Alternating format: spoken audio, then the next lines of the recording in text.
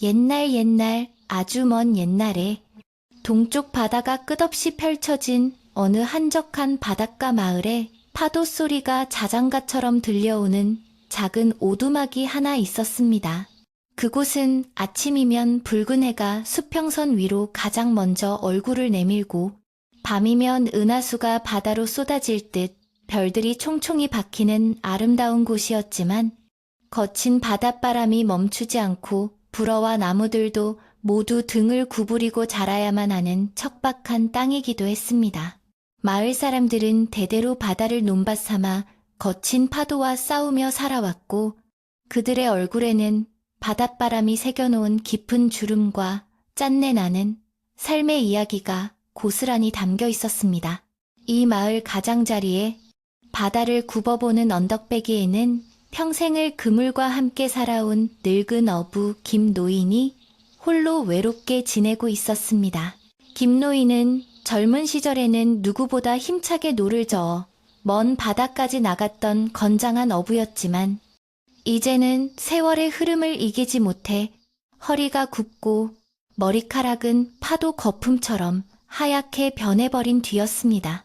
그가 사는 오두막은 비바람에 낡아 여기저기 틈이 벌어져 있었고 지붕을 덮은 이영은 색이 바래 누런빛을 띠고 있었지만 김노인은 그 작은 집을 자신의 몸처럼 아끼고 다듬으며 살아왔습니다.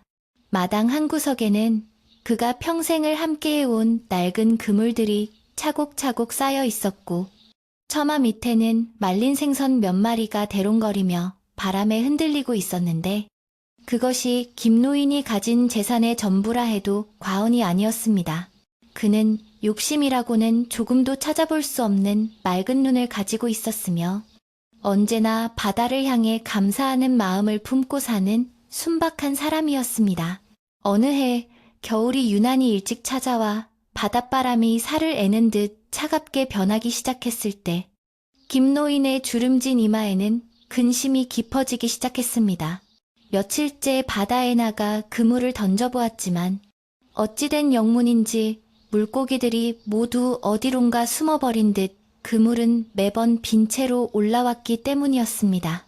예전 같으면 이맘때쯤 대군이 명태니 하는 고기들이 그물 가득 잡혀 올라와 마을 전체가 떠들썩했을 터인데 올해는 유독 바다가 침묵을 지키며 어부들의 애간장을 태우고 있었습니다. 김노인은 텅 빈 그물을 끌어올릴 때마다 후들거리는 다리를 진정시키며 깊은 한숨을 내쉬었고 저 멀리 보이는 수평선을 하염없이 바라보며 용왕님의 마음이 혹여나 상하신 것은 아닌지 걱정하곤 했습니다. 해질녘이 되어 붉은 노을이 바다를 물들이면 김노인은 터덜터덜 빈 지게를 지고 집으로 돌아와 식어 빠진 아궁이에 불을 지피며 하루를 마무리했습니다. 식감이 부족하여 방은 냉골이나 다름없었지만 그는 불평 한마디 없이 낡은 이불을 턱 밑까지 끌어당기고 누워 천장을 바라보며 옛 생각에 잠기곤 했습니다. 젊은 날 아내와 함께 그물을 손질하며 도란도란 이야기를 나누던 시절 아이들이 마당에서 뛰어놀던 행복했던 기억들이 주마등처럼 스쳐 지나갔지만 이제는 모두 떠나고 곁에 남은 것은 오직 파도 소리뿐이었습니다. 오늘도 바다가 쉬라고 하는 모양이구나. 내일은 좀 나아지겠지. 김노인은 혼잣말로 자신을 위로하며 쓸쓸한 저녁을 맞이하곤 했습니다. 마을 사람들은 김노인의 딱한 사정을 알고 있었지만 그들 또한 흉어로 인해 살림이 팍팍하기는 매한가지라 선뜻 도움의 손길을 내밀지 못했습니다. 가끔 이웃집 아주머니가 김치를 조금 나눠주거나 지나가던 젊은 어부가 잡어 몇 마리를 던겨주고 가는 것이 고작이었습니다. 김노인은 그럴 때마다 연신 고개를 숙이며 고맙네. 정말 고마워. 이 은혜는 나중에라도 꼭 갚겠네. 라며 감사의 인사를 잊지 않았습니다. 비록 가진 것은 없어도 남에게 폐를 끼치지 않으려는 그의 올곧은 성품 탓에 마을 사람들은 그를 바다 성인이라 부르며 마음속으로 깊이 존경하고 있었습니다. 하지만 존경만으로는 당장 닥쳐온 추위와 배고픔을 해결할 수 없었기에 김 노인의 겨울밤은 길고도 차가웠습니다. 어느 날 밤, 김 노인은 잠을 이루지 못하고 뒤척이다가 자리에서 일어나 문을 열고 밖으로 나갔습니다. 밤하늘에는 차가운 겨울 별들이 보석처럼 빛나고 있었고 검은 바다는 묵직한 숨소리를 내며 끊임없이 해변으로 밀려왔다 물러가기를 반복하고 있었습니다.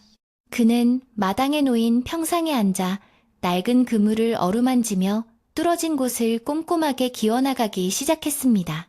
손가락 마디마디가 굵어지고 굳은 살이 박혀 투박하기 그지없었지만 그물을 만지는 솜씨만큼은 여전히 날렵하고 섬세했습니다.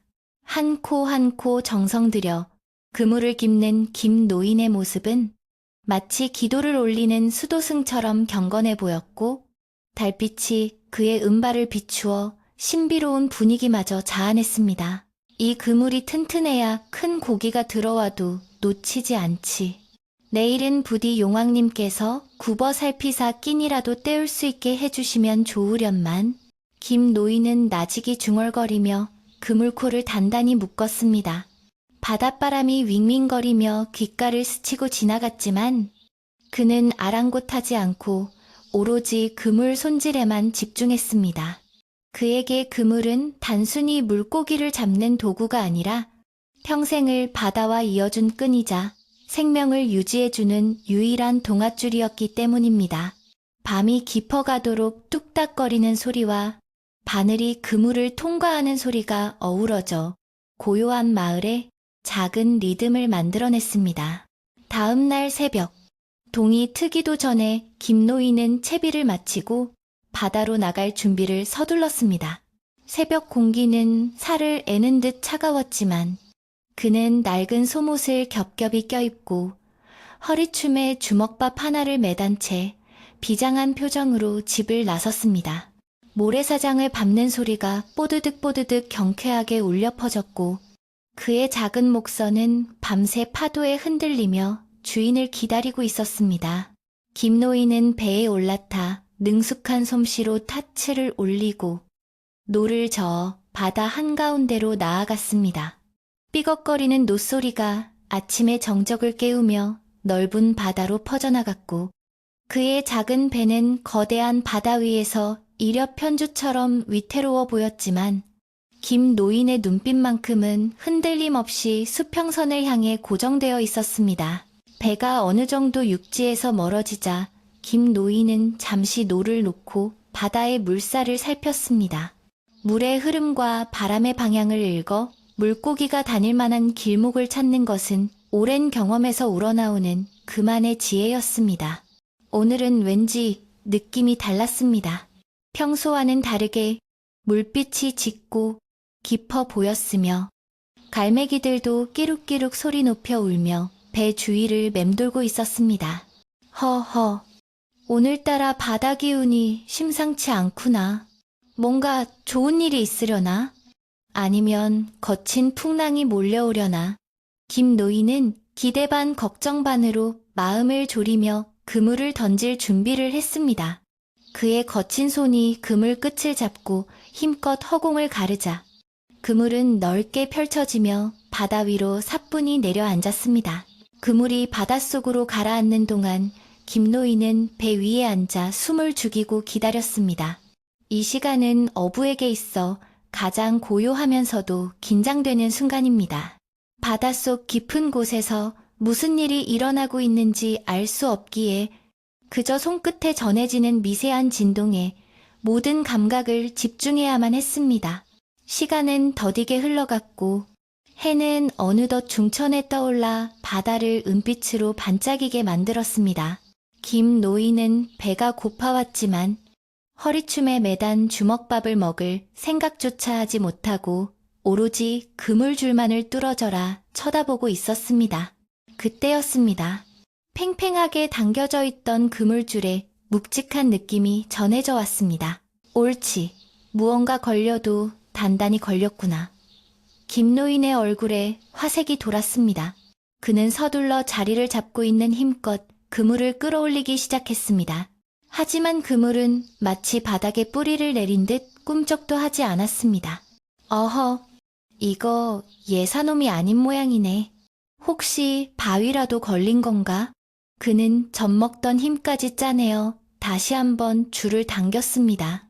팔 근육이 터질 듯 팽팽해지고 얼굴이 붉게 달아올랐지만 그는 포기하지 않았습니다. 오랜만에 찾아온 묵직한 손맛에 가슴이 두근거렸고 이것만 올리면 며칠 동안의 배고픔은 면할 수 있을 것이라는 희망이 샘솟았기 때문입니다. 한참을 씨름한 끝에 드디어 그물이 서서히 수면 위로 올라오기 시작했습니다. 김 노인은 거친 숨을 몰아쉬며 배 난간에 기대어 그물 속을 들여다보았습니다. 그런데 그물 속에는 그가 기대했던 대구나 명태 같은 물고기떼가 아니었습니다. 번쩍이는 황금빛 등껍질을 가진 이제껏 본 적 없는 거대한 거북 한 마리가 그물에 엉킨 채 버둥거리고 있었던 것입니다.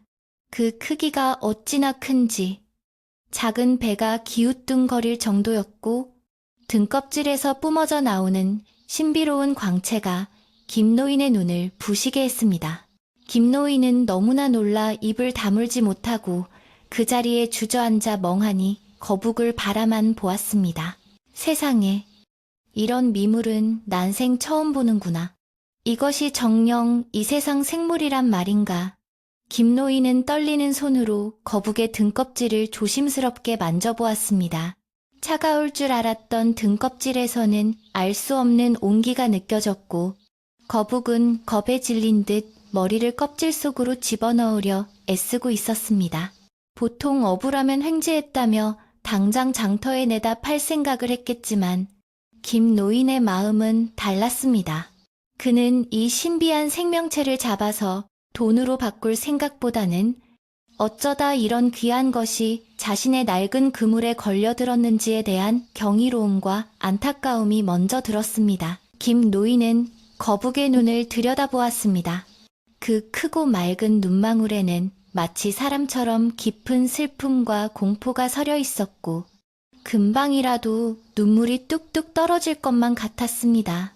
거북은 앞발을 허우적거리며 살려달라는 듯 김노인을 빤히 쳐다보았습니다. 그 눈빛을 마주한 순간 김노인의 가슴 한구석이 찡하게 울려왔습니다. 아이고, 너도 살고 싶어서 이렇게 발버둥을 치는구나. 내 비록 가난하여 당장 끼니가 급하지만 영물처럼 보이는 너를 어찌 내 욕심 채우자고 잡겠느냐. 김노인은 혼잣말을 하며 깊은 고민에 빠졌습니다. 이 거북을 팔면 분명 큰 돈을 벌어 따뜻한 겨울을 날 수 있을 터였습니다.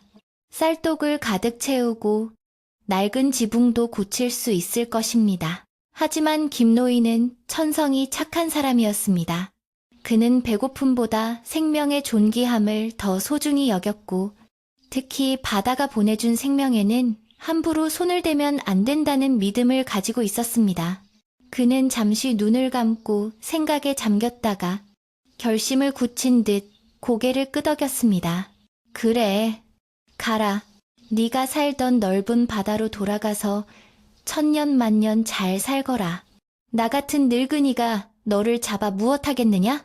김노인은 주머니에서 작은 칼을 꺼내어 거북의 몸을 후차매고 있던 그물코를 하나하나 조심스럽게 끊기 시작했습니다. 아까운 그물이 망가지는 것도 개의치 않고 오직 거북이 다치지 않게 풀어주는 데에만 온 신경을 집중했습니다. 그물이 모두 제거되자 거북은 자유를 되찾은 듯 몸을 크게 한번 움직였습니다. 그리고는 바로 바다로 뛰어들지 않고 배 난간에 걸친 채 고개를 돌려 김 노인을 한참이나 바라보았습니다. 마치 고맙다는 인사를 전하려는 듯 거북은 머리를 위아래로 몇 번 끄덕이고는 천천히 물속으로 미끄러져 들어갔습니다. 황금빛 등껍질이 푸른 물살을 가르며 깊은 곳으로 사라질 때까지 김 노인은 그 자리에 서서 손을 흔들어 주었습니다. 비록 빈손이 되었지만 그의 마음은 그 어느 때보다 가볍고 따뜻했습니다. 배고픔은 여전했지만 가슴속에는 말로 표현할 수 없는 뿌듯함이 차올랐습니다. 김노인이 빈 배를 몰고 항구로 돌아왔을 때 마을 어귀에는 마을 사람들이 모여 웅성거리고 있었습니다. 그 중에는 욕심 많고 심술식기로 소문난 박서방도 끼어 있었습니다. 박서방은 김노인의 빈 배를 보고는 비아냥거리는 말투로 소리쳤습니다. 아이고, 김노인장, 오늘도 허탕치셨구만. 그렇게 낡은 그물로 무슨 고기를 잡겠다고 바다에 나가시오. 차라리 집에서 낮잠이나 주무시는 게 낫지. 주변에 있던 몇몇 사람들도 킬킬거리며 웃었습니다. 하지만 김노인은 그들의 조롱에도 아랑곳하지 않고 허허 웃으며 배를 묶었습니다. 그러게 말일세. 오늘은 바다가 나에게 빈손으로 돌아가라 하더구먼. 김노인은 자신이 놓아준 황금 거북에 대해서는 아무에게도 말하지 않았습니다. 만약 그 이야기를 했다가는 박서방 같은 사람들이 다시 배를 띄워 그 거북을 잡으러 혈안이 될 것이 뻔했기 때문입니다. 그는 묵묵히 찢어진 그물을 챙겨들고 집으로 향했습니다. 언덕길을 오르는 그의 뒷모습은 여느 때보다 작고 초라해 보였지만 그의 발걸음만은 당당했습니다. 집에 도착한 김노인은 찬물 한 사발로 허기를 달래고 자리에 누웠습니다. 밖에서는 다시 거친 바람이 불어오기 시작했고 문풍지는 덜덜 떨리며 우는 소리를 냈습니다. 밤이 깊어지자 김노인은 까무룩 잠이 들었습니다. 꿈속에서 그는 다시 바다 한가운데에 있었습니다. 그런데 바다가 평소와는 다르게 오색찬란한 빛으로 빛나고 있었고 저 멀리서 아까 놓아준 황금 거북이 그를 향해 헤엄쳐 오고 있었습니다. 거북은 점점 커져서 마치 집채만 한 크기가 되었고 등 위에는 화려한 누각이 얹혀 있었습니다. 김노인님, 김노인님. 어디선가 부드러운 목소리가 들려왔습니다. 김노인은 꿈속에서도 이것이 예사꿈이 아님을 직감했습니다. 바다의 신비로운 기운이 그를 감싸 안으며 앞으로 펼쳐질 놀라운 일들을 예고하는 듯 했습니다. 다음 날 아침, 김노인은 개운한 몸으로 잠에서 깨어났습니다. 비록 어젯밤 꿈은 희미해졌지만 기분만은 상쾌했습니다. 그는 여느 때처럼 마당으로 나가 바다를 내려다보았습니다. 밤새 거칠게 몰아치던 파도는 거짓말처럼 잠잠해져 있었고 수면 위에는 옅은 안개가 피어오르고 있었습니다. 오늘은 날씨가 참 좋구나. 어제 그물도 많이 상했으니 오늘은 손질이나 하며 쉬어야겠다. 그는 툇마루에 앉아 어제 끊어먹은 그물을 다시 깁기 시작했습니다. 손은 부지런히 움직였지만 그의 시선은 자꾸만 바다 쪽으로 향했습니다. 어제 만난 거북의 눈망울이 잊히지 않아서였습니다. 오후가 되자 마을에서 가장 나이가 많고 지혜로운 바다 할매가 지팡이를 짚고 김노인의 집을 찾아왔습니다. 바다 할매는 마을의 크고 작은 일들을 꿰뚫어 보고 기륭화복을 점치는 능력이 있어 사람들이 어려울 때마다 찾아가 조언을 구하는 어른이었습니다. 할매는 김노인의 마당에 들어서자마자 대뜸 물었습니다. 김노인, 어제 바다에서 무슨 일이 있었지? 자네 얼굴에 서광이 비치는구먼. 김노인은 깜짝 놀라 하던 일을 멈추고 할매를 쳐다보았습니다. 아무에게도 말하지 않았는데 어떻게 알았을까 싶어 가슴이 철렁 내려앉았습니다. 김노인은 조심스럽게 어제 있었던 일을 털어놓았습니다. 황금 거북을 잡았다가 불쌍해서 놓아준 이야기, 그리고 박서방에게 놀림을 당한 이야기까지. 이야기를 다 듣고 난 바다 할매는 고개를 끄덕이며 빙그레 웃었습니다. 잘했네. 정말 잘했어. 그 거북은 보통 거북이 아닐세. 용왕님의 심부름꾼이거나 귀한 손님일 게야. 자네가 큰 복을 지었구먼. 곧 좋은 소식이 있을 테니 기다려보게나. 할매의 말에 김노인은 반신반의하면서도 마음이 놓였습니다. 할매는 품에서 따뜻한 떡 몇 개를 꺼내 놓으며 이거라도 요기하게 복은 받을 사람이 받아야지 라는 말을 남기고 총총히 사라졌습니다. 그날 저녁 김노인은 바다 할매가 주고 간 떡을 먹으며 바다를 바라보았습니다.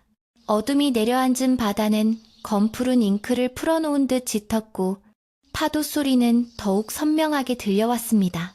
그런데 저 멀리 수평선 부근에서 뭔가 반짝이는 불빛이 보이는 듯 했습니다. 처음에는 별빛이 바다에 비친 것이라 생각했지만 불빛은 점점 더 커지고 밝아지며 해변 쪽으로 다가오고 있었습니다.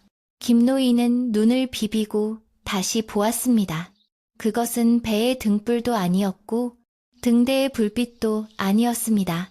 바다 밑에서부터 솟아오르는 은은하고 신비한 푸른 빛이었습니다. 김노인은 홀린 듯 자리에서 일어나 바닷가로 내려갔습니다. 모래사장에 도착했을 때 그 푸른 빛의 정체가 서서히 드러나기 시작했습니다. 물살을 가르며 다가오는 것은 바로 어제 그가 놓아주었던 황금 거북이었습니다. 하지만 어제와는 달리 거북의 등에서는 환한 빛이 뿜어져 나오고 있었고 주위에는 수많은 물고기 떼가 호위하듯 따르고 있었습니다. 거북은 김 노인의 발치까지 다가와 멈춰섰고 물 위로 고개를 내밀며 마치 어서 타라는 듯 등을 내밀었습니다. 김 노인은 이것이 꿈인지 생시인지 분간할 수 없었지만 거북의 눈빛이 너무나 온화하여 두려움은 조금도 느껴지지 않았습니다. 김 노인은 마치 무언가에 홀린 듯 천천히 발걸음을 옮겨 거북의 등 위로 조심스럽게 올라탔습니다. 거북의 등은 생각보다 훨씬 넓고 편안했으며 딱딱할 것이라는 예상과는 달리 푹신한 방석 위에 앉은 듯한 기묘한 안락함이 느껴졌습니다. 김노인이 자리를 잡자마자 거북은 기다렸다는 듯이 서서히 몸을 돌려 깊은 바다를 향해 나아가기 시작했습니다. 파도가 칠 때마다 몸이 기우뚱거렸지만 김노인은 본능적으로 거북의 등껍질을 단단히 붙잡으며 중심을 잡았습니다. 밤바다의 차가운 공기가 얼굴을 스치고 지나갔지만 거북의 몸에서 전해지는 따스한 온기 덕분에 추위는 전혀 느껴지지 않았습니다. 잠시 후 거북은 머리를 물속으로 집어넣었고 김노인은 숨을 멈추고 질끈 눈을 감았습니다. 이제 곧 차가운 바닷물이 온몸을 덮칠 것이라 생각하며 두려움에 떨었습니다. 하지만 신기하게도 물속에 들어왔음에도 불구하고 김노인의 옷은 전혀 젖지 않았고 숨을 쉬는 데에도 아무런 지장이 없었습니다. 살며시 눈을 떠보니 그의 몸 주위로 투명하고 둥근 물방울막이 감싸고 있어 바닷물이 닿지 않도록 보호해주고 있었습니다. 눈앞에는 육지에서는 상상조차 할 수 없었던 신비롭고 아름다운 풍경이 끝없이 펼쳐지고 있었습니다. 형형색색의 산호초들이 춤을 추듯 너울거리고 있었고 그 사이로 은빛 비늘을 반짝이는 물고기 떼가 별똥별처럼 지나다녔습니다. 바다 깊은 곳은 어둡고 캄캄할 것이라는 생각은 큰 오산이었습니다. 곳곳에 박혀있는 진주와 이름 모를 발광 산호들이 내뿜는 빛으로 인해 대낮처럼 환했고 그 빛은 태양빛보다 훨씬 부드럽고 은은하여 눈을 편안하게 해주었습니다. 거북은 익숙한 길을 가듯 거침없이 바다 깊은 곳으로 헤엄쳐 내려갔습니다. 김노인은 마치 꿈을 꾸고 있는 듯한 기분에 사로잡혀 입을 다물지 못하고 주위를 두리번거렸습니다. 거대한 고래가 느릿느릿 지나가며 그들에게 눈인사를 건네는가 하면 투명한 해파리들이 우산처럼 펼쳐져 우아하게 춤을 추는 모습도 보였습니다. 바닷속 세상은 육지의 소란스러움과는 전혀 다른 평화롭고 고요한 정적이 흐르는 곳이었습니다. 김노인은 평생을 바다 위에서 살았으면서도 정작 바닷속이 이렇게 아름다운 줄은 꿈에도 몰랐다는 사실에 새삼 감탄했습니다. 자신이 잡아올리려 했던 물고기들이 이렇게 자유롭게 노니는 모습을 보니 그동안 무심코 던졌던 그물질이 미안해지기까지 했습니다. 얼마나 깊이 내려갔을까. 저 멀리서 눈이 부시도록 찬란한 빛이 뿜어져 나오는 거대한 성곽이 보이기 시작했습니다. 가까이 다가가 보니 그것은 전설 속에서나 듣던 용궁이었습니다. 기둥은 수정으로 만들어져 투명하게 빛나고 있었고 지붕은 붉은 산호와 푸른 비치로 장식되어 화려함의 극치를 보여주었습니다. 성문 앞에는 창을 든 물고기 병사들이 근엄한 표정으로 지키고 있었지만 김노인을 태운 거북을 보자마자 깍듯이 고개를 숙이며 길을 열어주었습니다. 거북은 성문을 지나 구불구불한 길을 따라 궁궐 안쪽으로 들어갔습니다. 바닥에는 고운 모래 대신 금가루가 깔려 있었고 담장마다 진귀한 보석들이 박혀 있어 어디를 둘러봐도 눈이 휘둥그레질 지경이었습니다. 궁궐의 가장 깊숙한 곳, 거대한 진주로 장식된 문이 열리자 드디어 용왕님이 앉아 계신 옥자가 나타났습니다. 용왕님은 위엄 넘치는 모습으로 앉아 계셨지만 김노인을 바라보는 눈빛만은 봄바람처럼 따뜻했습니다. 거북이 엎드려 절을 하자 김노인도 엉겁결에 바닥에 엎드려 절을 올렸습니다. 어서 오게나. 인간 세상에 어진 어부여. 고개를 들어 나를 보라. 용왕님의 목소리는 웅장하면서도 깊은 울림이 있어 김노인의 가슴을 파고들었습니다. 김노인이 조심스럽게 고개를 들자 용왕님은 빙그레 웃으며 말씀하셨습니다. 그대가 며칠 전 그물에서 구해준 거북이 바로 내 막내 아들일세. 철이 없어 세상 구경을 나갔다가 변을 당할 뻔했는데 자네의 어진 마음 덕분에 무사히 돌아올 수 있었네. 김노인은 깜짝 놀라 옆에 있는 거북을 쳐다보았습니다. 그저 영물인 줄만 알았던 거북이 용왕님의 아들이었다니. 믿기지 않는 사실에 입이 떡 벌어졌습니다. 아이고, 용왕님, 저는 그저 말 못하는 짐승이 눈물을 흘리는 것이 안타까워 놓아주었을 뿐입니다. 이런 귀한 분인 줄은 꿈에도 몰랐습니다. 김노인은 황송하여 몸 둘 바를 몰랐습니다. 용왕님은 손을 저으며 껄껄 웃으셨습니다. 그대의 욕심 없는 마음이 내 아들을 살린 것이다. 오늘 그대를 이곳에 초대한 것은 그 은혜에 보답하고자 함이니 부디 편안하게 즐기다 가도록 하라. 용왕님의 말이 떨어지기가 무섭게 화려한 잔치상이 들어오기 시작했습니다. 잔치상에는 육지에서는 구경도 못해본 진귀한 음식들이 가득했습니다. 맛을 보면 10년은 젊어진다는 불로초 무침부터 한입 베어 물면 온몸에 기운이 솟는다는 용궁 전복죽까지 보기만 해도 군침이 도는 요리들이 끝없이 이어졌습니다. 아름다운 인어들이 나와 감미로운 음악에 맞춰 춤을 추었고 물고기 악단이 연주하는 흥겨운 가락은 김노인의 어깨를 들썩이게 했습니다. 김노인은 평생 겪어보지 못한 호사를 누리며 꿈같은 시간을 보냈습니다. 배고픔에 시달리던 지난날의 고생이 눈 녹듯 사라지는 기분이었습니다. 그는 용왕님이 권하는 술을 한 잔, 두 잔 받아 마시며 취기에 얼굴이 불그스레해졌습니다. 한참 동안 잔치가 계속된 후 용왕님은 시종들을 시켜 거대한 괴짝 하나를 가져오게 했습니다. 괴짝 뚜껑이 열리자 그 안에서 눈부신 황금과 보석들이 쏟아져 나올 듯 가득 차 있는 것이 보였습니다. 자, 이것은 내 작은 성인이라.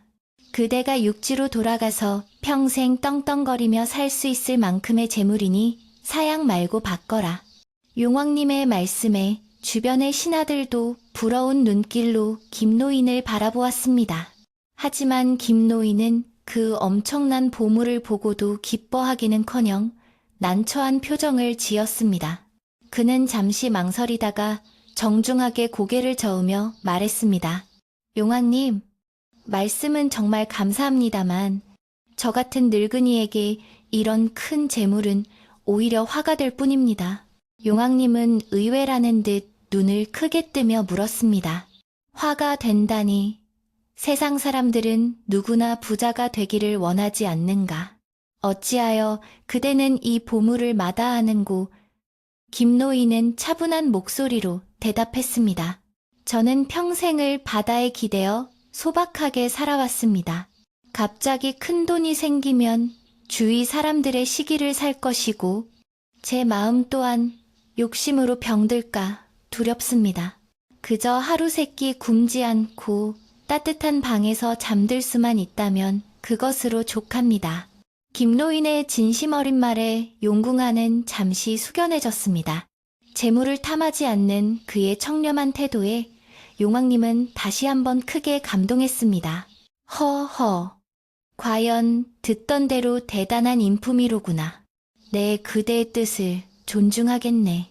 허나 은혜를 입고도 빈손으로 보내는 것은 용궁의 법도가 아니니 무엇이든 그대가 원하는 것을 하나만 말해보거라. 내 그대의 소원이라면 무엇이든 들어주겠노라. 용왕님의 간곡한 권유에 김노인은 더 이상 거절할 수 없어 주위를 둘러보았습니다. 화려한 보석들 사이에서 김노인의 눈길을 끈 것은 괴짝 구석에 놓여있는 작고 둥근 구슬 하나였습니다. 다른 보석들처럼 화려하게 번쩍거리지는 않았지만 은은하고 따뜻한 빛을 내뿜고 있는 그 구슬을 보자 왠지 마음이 편안해지는 것을 느꼈습니다. 용왕님, 정 그러시다면 저 구석에 있는 작은 구슬 하나만 주십시오. 저 구슬의 빛이 참으로 고와서 밤에 호롱불 대신 쓰면 좋겠습니다. 김노인이 손가락으로 가리킨 것은 바로 따뜻한 마음의 구슬이라 불리는 보물이었습니다. 용왕님은 고개를 끄덕이며 미소를 지었습니다. 그대의 눈이 참으로 보배롭구먼. 저것은 비록 값비싼 보석은 아니지만 지닌 사람의 마음을 따뜻하게 해주고 추위를 막아주는 신비한 힘을 가지고 있다네. 자네에게 딱 어울리는 물건이야. 용왕님은 직접 구슬을 집어 김노인의 손에 쥐어주었습니다. 구슬은 김노인의 손바닥 위에서 따뜻한 온기를 전해주었고 그 온기는 차가웠던 그의 손을 녹여주었습니다. 작별의 시간이 다가왔습니다. 용왕님과 왕자 거북은 아쉬운 표정으로 김노인을 배웅했습니다. 부디 건강하게 오래오래 사시오. 바다는 언제나 그대를 지켜줄 것이오. 용왕님의 마지막 인사를 뒤로하고 김노인은 다시 거북의 등에 올랐습니다. 돌아오는 길은 갈 때보다 훨씬 빠르게 느껴졌습니다. 수면 위로 올라오자 어느새 동쪽 하늘이 붉게 물들며 아침 해가 떠오르고 있었습니다. 김노인이 모래사장에 발을 딛자 거북은 다시 한번 머리를 끄덕여 인사하고는 물보라를 일으키며 바닷속으로 사라졌습니다. 김노인은 손에 쥐어진 구슬을 멍하니 바라보았습니다. 지난밤의 일이 마치 긴 꿈처럼 느껴졌지만 손 안의 따뜻한 감촉만은 분명한 현실이었습니다. 김노인이 집에 돌아왔을 때 오두막은 여전히 냉기로 가득 차 있었습니다. 그는 방 안에 들어가 자리에 앉은 뒤 품에서 구슬을 꺼내 방 한가운데에 놓았습니다. 그러자 놀라운 일이 벌어졌습니다. 구슬에서 퍼져나온 은은한 빛이 방 전체를 환하게 비추더니 마치 아궁이의 장작을 가득 댄 것처럼 훈훈한 기운이 감돌기 시작한 것입니다. 차가웠던 방바닥이 금세 따뜻해졌고 김노인의 온몸도 사르르 녹아내렸습니다.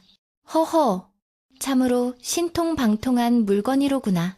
이제 탁감 걱정 없이 겨울을 날 수 있겠어. 김노인은 구슬을 어루만지며 행복한 미소를 지었습니다. 며칠이 지나자 김노인의 안색은 몰라보게 좋아졌습니다.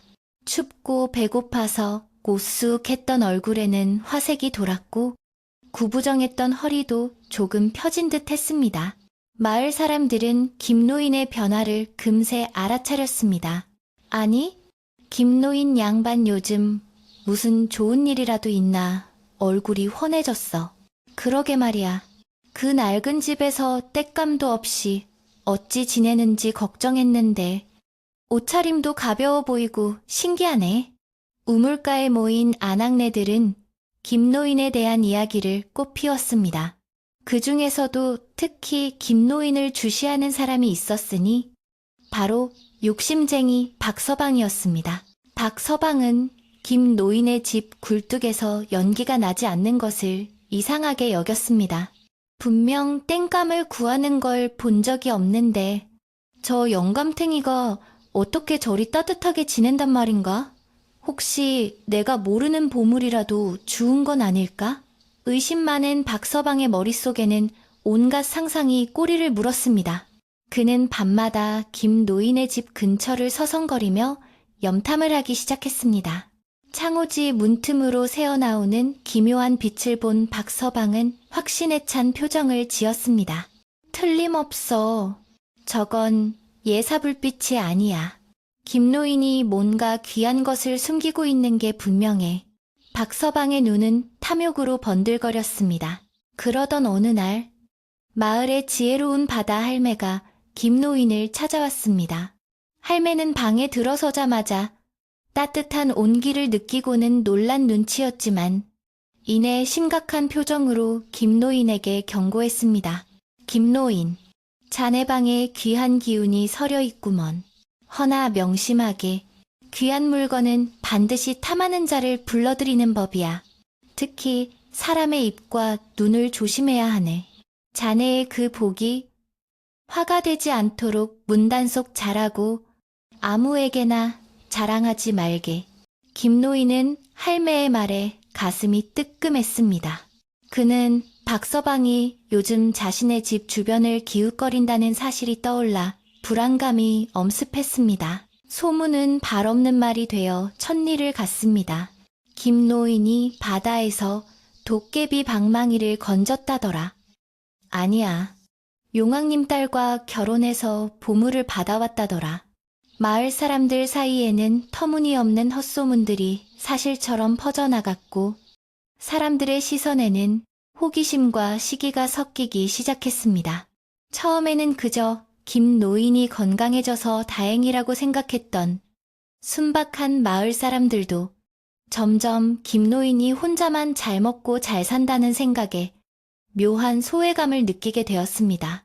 김노인은 마을에 나갈 때마다 사람들의 수군거림을 느꼈고 예전처럼 편안하게 인사를 건네기가 어려워졌습니다. 그는 구슬 덕분에 몸은 따뜻해졌지만 마음은 오히려 점점 더 위축되어 갔습니다. 박서방은 이제 대놓고 김노인을 압박해오기 시작했습니다. 그는 마을 사람들을 선동하여 김노인네 집으로 몰려가곤 했습니다. 어이, 김노인 혼자만 좋은 거 먹지 말고 우리랑 좀 나눕시다. 그 방 안에 꿀단지라도 숨겨놨소. 박서방은 껄렁한 태도로 김노인의 살인문을 발로 툭툭 찼습니다. 김노인은 문을 굳게 걸어 잠그고 밖으로 나가지 않았지만 밖에서 들려오는 비아냥거리는 소리까지 막을 수는 없었습니다. 두고 보라지. 내 기필코 저 영감의 비밀을 밝혀내고 말 테니까. 박서방은 으름장을 놓고 돌아가면서도 김노인의 집 쪽을 힐끔거리며 기회를 엿보았습니다. 어느 날 밤, 김노인은 잠결에 부스럭거리는 소리를 듣고 눈을 떴습니다. 창문 그림자로 누군가 어른거리는 것이 보였습니다. 그는 숨을 죽이고 문 쪽을 주시했습니다. 문구멍으로 누군가가 방 안을 훔쳐보고 있었습니다. 바로 박서방이었습니다. 박서방은 방 한가운데 놓인 구슬에서 나오는 신비한 빛을 보고는 입을 틀어막으며 놀라워했습니다. 저거였어. 저 구슬이 요물이었구나. 박서방은 드디어 비밀을 알아냈다는 기쁨에 몸을 떨었습니다. 그는 당장이라도 문을 박차고 들어가 구슬을 빼앗고 싶었지만 억지로 참으며 물러났습니다. 그의 머릿속에는 내일날이 밝는 대로 마을 사람들을 모두 불러 모아 김노인을 몰아세우고 구슬을 차지할 흉계가 꾸며지고 있었습니다. 김노인은 밤새 한숨도 자지 못했습니다. 구슬의 따뜻한 온기도 등골을 타고 흐르는 식은땀을 막아주지는 못했습니다. 바다 할매의 경고가 귓가에 맴돌았습니다. 탐하는 자를 불러들인다. 김노인은 구슬을 헝겊으로 감싸 깊숙한 곳에 숨겼지만 이미 박서방에게 들켰다는 것을 직감했습니다. 내일이면 마을 전체가 시끄러워질 것이 뻔했습니다. 그는 벽에 기대어 앉아 구슬을 어루만지며 한숨을 내쉬었습니다. 용왕님께서 주신 이 귀한 선물이 어찌하여 내게 이런 시련을 주는 것입니까? 제가 욕심을 부린 탓입니까? 고요한 밤, 김노인의 독백만이 쓸쓸하게 방 안을 맴돌았습니다. 밖에서는 다시 거센 바람이 불어와 나뭇가지들을 흔들어대며 내일 닥쳐올 폭풍우를 예고하고 있었습니다. 날이 밝아오자 마을의 공기는 어젯밤과는 사뭇 다른 무거운 기운으로 가득 찼습니다. 밤새 불던 바람은 잦아들었지만 하늘에는 회색빛 구름이 낮게 드리워져 금방이라도 눈이 쏟아질 듯 찌푸린 표정을 하고 있었습니다. 김노인은 아침 일찍 일어나 마당을 쓸었지만 빚이라는 손길에는 평소와 달리 힘이 없었고 마음은 천근만근 무거웠습니다. 그는 간밤에 박서방이 다녀간 흔적인지 살인문 앞에 어지럽게 찍힌 발자국들을 보며 깊은 한숨을 내쉬었습니다. 그 발자국들은 마치 김노인의 평화로운 일상을 짓밟으러 온 불길한 징조처럼 느껴졌고 가슴 한구석을 답답하게 짓눌렀습니다. 방 안에 있는 구슬은 여전히 따뜻한 온기를 내뿜으며 그를 위로하고 있었지만 김노인은 그 온기마저도 불안하게 느껴져 자꾸만 방문을 힐끔거렸습니다. 마을 어귀에서부터 웅성거리는 소리가 들려오기 시작한 것은 아침 식사 시간이 막 지날 무렵이었습니다. 평소라면 조용히 그물을 손질하거나 밭일을 나갈 시간이건만 오늘은 웬일인지 사람들의 목소리가 점점 커지며 김 노인의 집 쪽으로 다가오고 있었습니다. 그 소음의 중심에는 아니나 다를까 박서방이 있었습니다. 그는 마치 개선장군이라도 된 양 앞장서서 걸으며 목에 핏대를 세우고 소리를 질러대고 있었습니다. 여러분, 내 말을 좀 들어보시오. 우리 마을에 도둑이 숨어 살고 있습니다. 겉으로는 양반인 척, 착한 척하면서 뒤로는 남의 물건을 훔쳐 호의호식하는 도둑놈이 있단 말이오. 박서방의 선동적인 외침에 영문을 모르는 마을 사람들은 호기심 가득한 눈으로 그 뒤를 따르고 있었습니다. 김노인은 대문 밖이 소란스러워지자 올 것이 왔구나 하는 심정으로 옷매무새를 단정히 하고 마루로 나갔습니다. 닫힌 살인문 너머로 박서방의 거친 목소리가 담장을 넘어 마당까지 쩌렁쩌렁하게 울렸습니다. 김노인 안에 있는 거 다 아니까 썩 나오시오. 자네가 숨긴다고 숨겨질 일이 아니야. 당장 나와서 이 사람들 앞에서 진실을 밝히란 말이다. 박서방이 대문을 쾅쾅 두드리자 낡은 살인문은 비명을 지르며 위태롭게 흔들렸습니다. 김노인은 떨리는 손을 애써 진정시키며 천천히 걸어가 빗장을 풀고 문을 열었습니다. 문이 열리자마자 박서방과 마을 사람들의 시선이 일제히 김노인에게 꽂혔습니다. 그들의 눈빛에는 의심과 호기심, 그리고 알 수 없는 적대감이 뒤섞여 있었습니다. 서방, 아침부터 이게 무슨 행패인가. 다들 바쁜 시간에 어찌하여 남의 집 앞에서 이리 소란을 피우는가. 김노인이 최대한 차분한 목소리로 물었지만 박서방은 코웃음을 치며 김노인의 코앞까지 다가와 삿대질을 해댔습니다. 행패, 지금 누가 누구한테 행패라고 하는 거야? 자네야말로 시침이 뚝 떼고 앉아있으면 다 해결될 줄 알았나 보지. 어젯밤에 내가 다 봤어. 자네 방 안에서 번쩍번쩍 빛나는 보물을. 말이야, 박서방의 폭로에 마을 사람들은 정말인가? 김노인이 보물을 가지고 있다고 하며 수군거리기 시작했습니다. 사람들의 동요를 느낀 박서방은 더욱 기세등등해져서 목소리를 높였습니다. 여러분, 잘 들어보시오. 저 김노인이 며칠 전부터 갑자기 얼굴이 좋아지고 입감 하나 없이도 따뜻하게 지낸다는 소문 다들 들으셨지요. 그게 다 저 영감이 훔친 보물 때문입니다. 그 보물은 원래 내 그물자리에 들어왔어야 할 것인데 저 영감이 몰래 가로챈 것이란 말이오. 박서방은 잊지도 않은 사실을 마치 자신이 직접 겪은 일인 양 꾸며대며 사람들을 현혹했습니다. 그의 주장은 터무니없었지만 질투심과 호기심에 눈이 먼 사람들에게는 그럴싸하게 들렸습니다. 생각해보면 이상하긴 했어. 김노인네 집 굴뚝에서 연기가 안 나는데 방은 훈훈하더라고. 누군가가 맞장구를 치자 여론은 순식간에 김노인에게 불리하게 돌아가기 시작했습니다. 김노인은 억울함에 말문이 막혔습니다. 평생을 정직하게 살아온 자신이 하루아침에 도둑으로 몰리다니 기가 차고 어이없는 노릇이었습니다. 박서방, 말을 함부로 하지 말게. 나는 남의 물건에 손을 댄 적이 없네. 하늘이 알고 땅이 아는 일이거늘 어찌하여 없는 말을 지어내어 사람을 모함하는가. 김노인은 떨리는 목소리로 항변했지만 흥분한 군중들 사이에서 그의 목소리는 파도 앞의 모래성처럼 힘없이 부서졌습니다. 박서방은 김노인의 말을 자르며 더욱 거세게 몰아붙였습니다. 하늘이 알고 땅이 안다고 그렇다면 당장 그 방 안에 있는 물건을 꺼내보시오. 떳떳하다면 못 보여줄 이유가 없지 않은가. 그때 인파를 헤치고 지팡이 소리와 함께 바다 할매가 나타났습니다. 할매의 등장에 웅성거리던 사람들은 잠시 조용해졌습니다. 바다 할매는 찌푸린 얼굴로 박서방과 김노인을 번갈아 쳐다보며 엄한 목소리로 꾸짖었습니다. 다들 이게 무슨 짓들이냐. 아침 대바람부터 남의 집에 쳐들어와서 고래고래 소리를 지르고 창피하지도 않으냐. 박서방, 자네는 근거도 없이 어른에게 무슨 말버릇인가. 할매의 서슬퍼런 꾸지람에 박서방은 잠시 움찔했으나 이미 탐욕에 눈이 먼 그는 쉽사리 물러서지 않았습니다. 할매, 이건 그냥 넘어갈 일이 아닙니다. 저 영감이 마을의 복을 혼자 독차지하고 있다고요.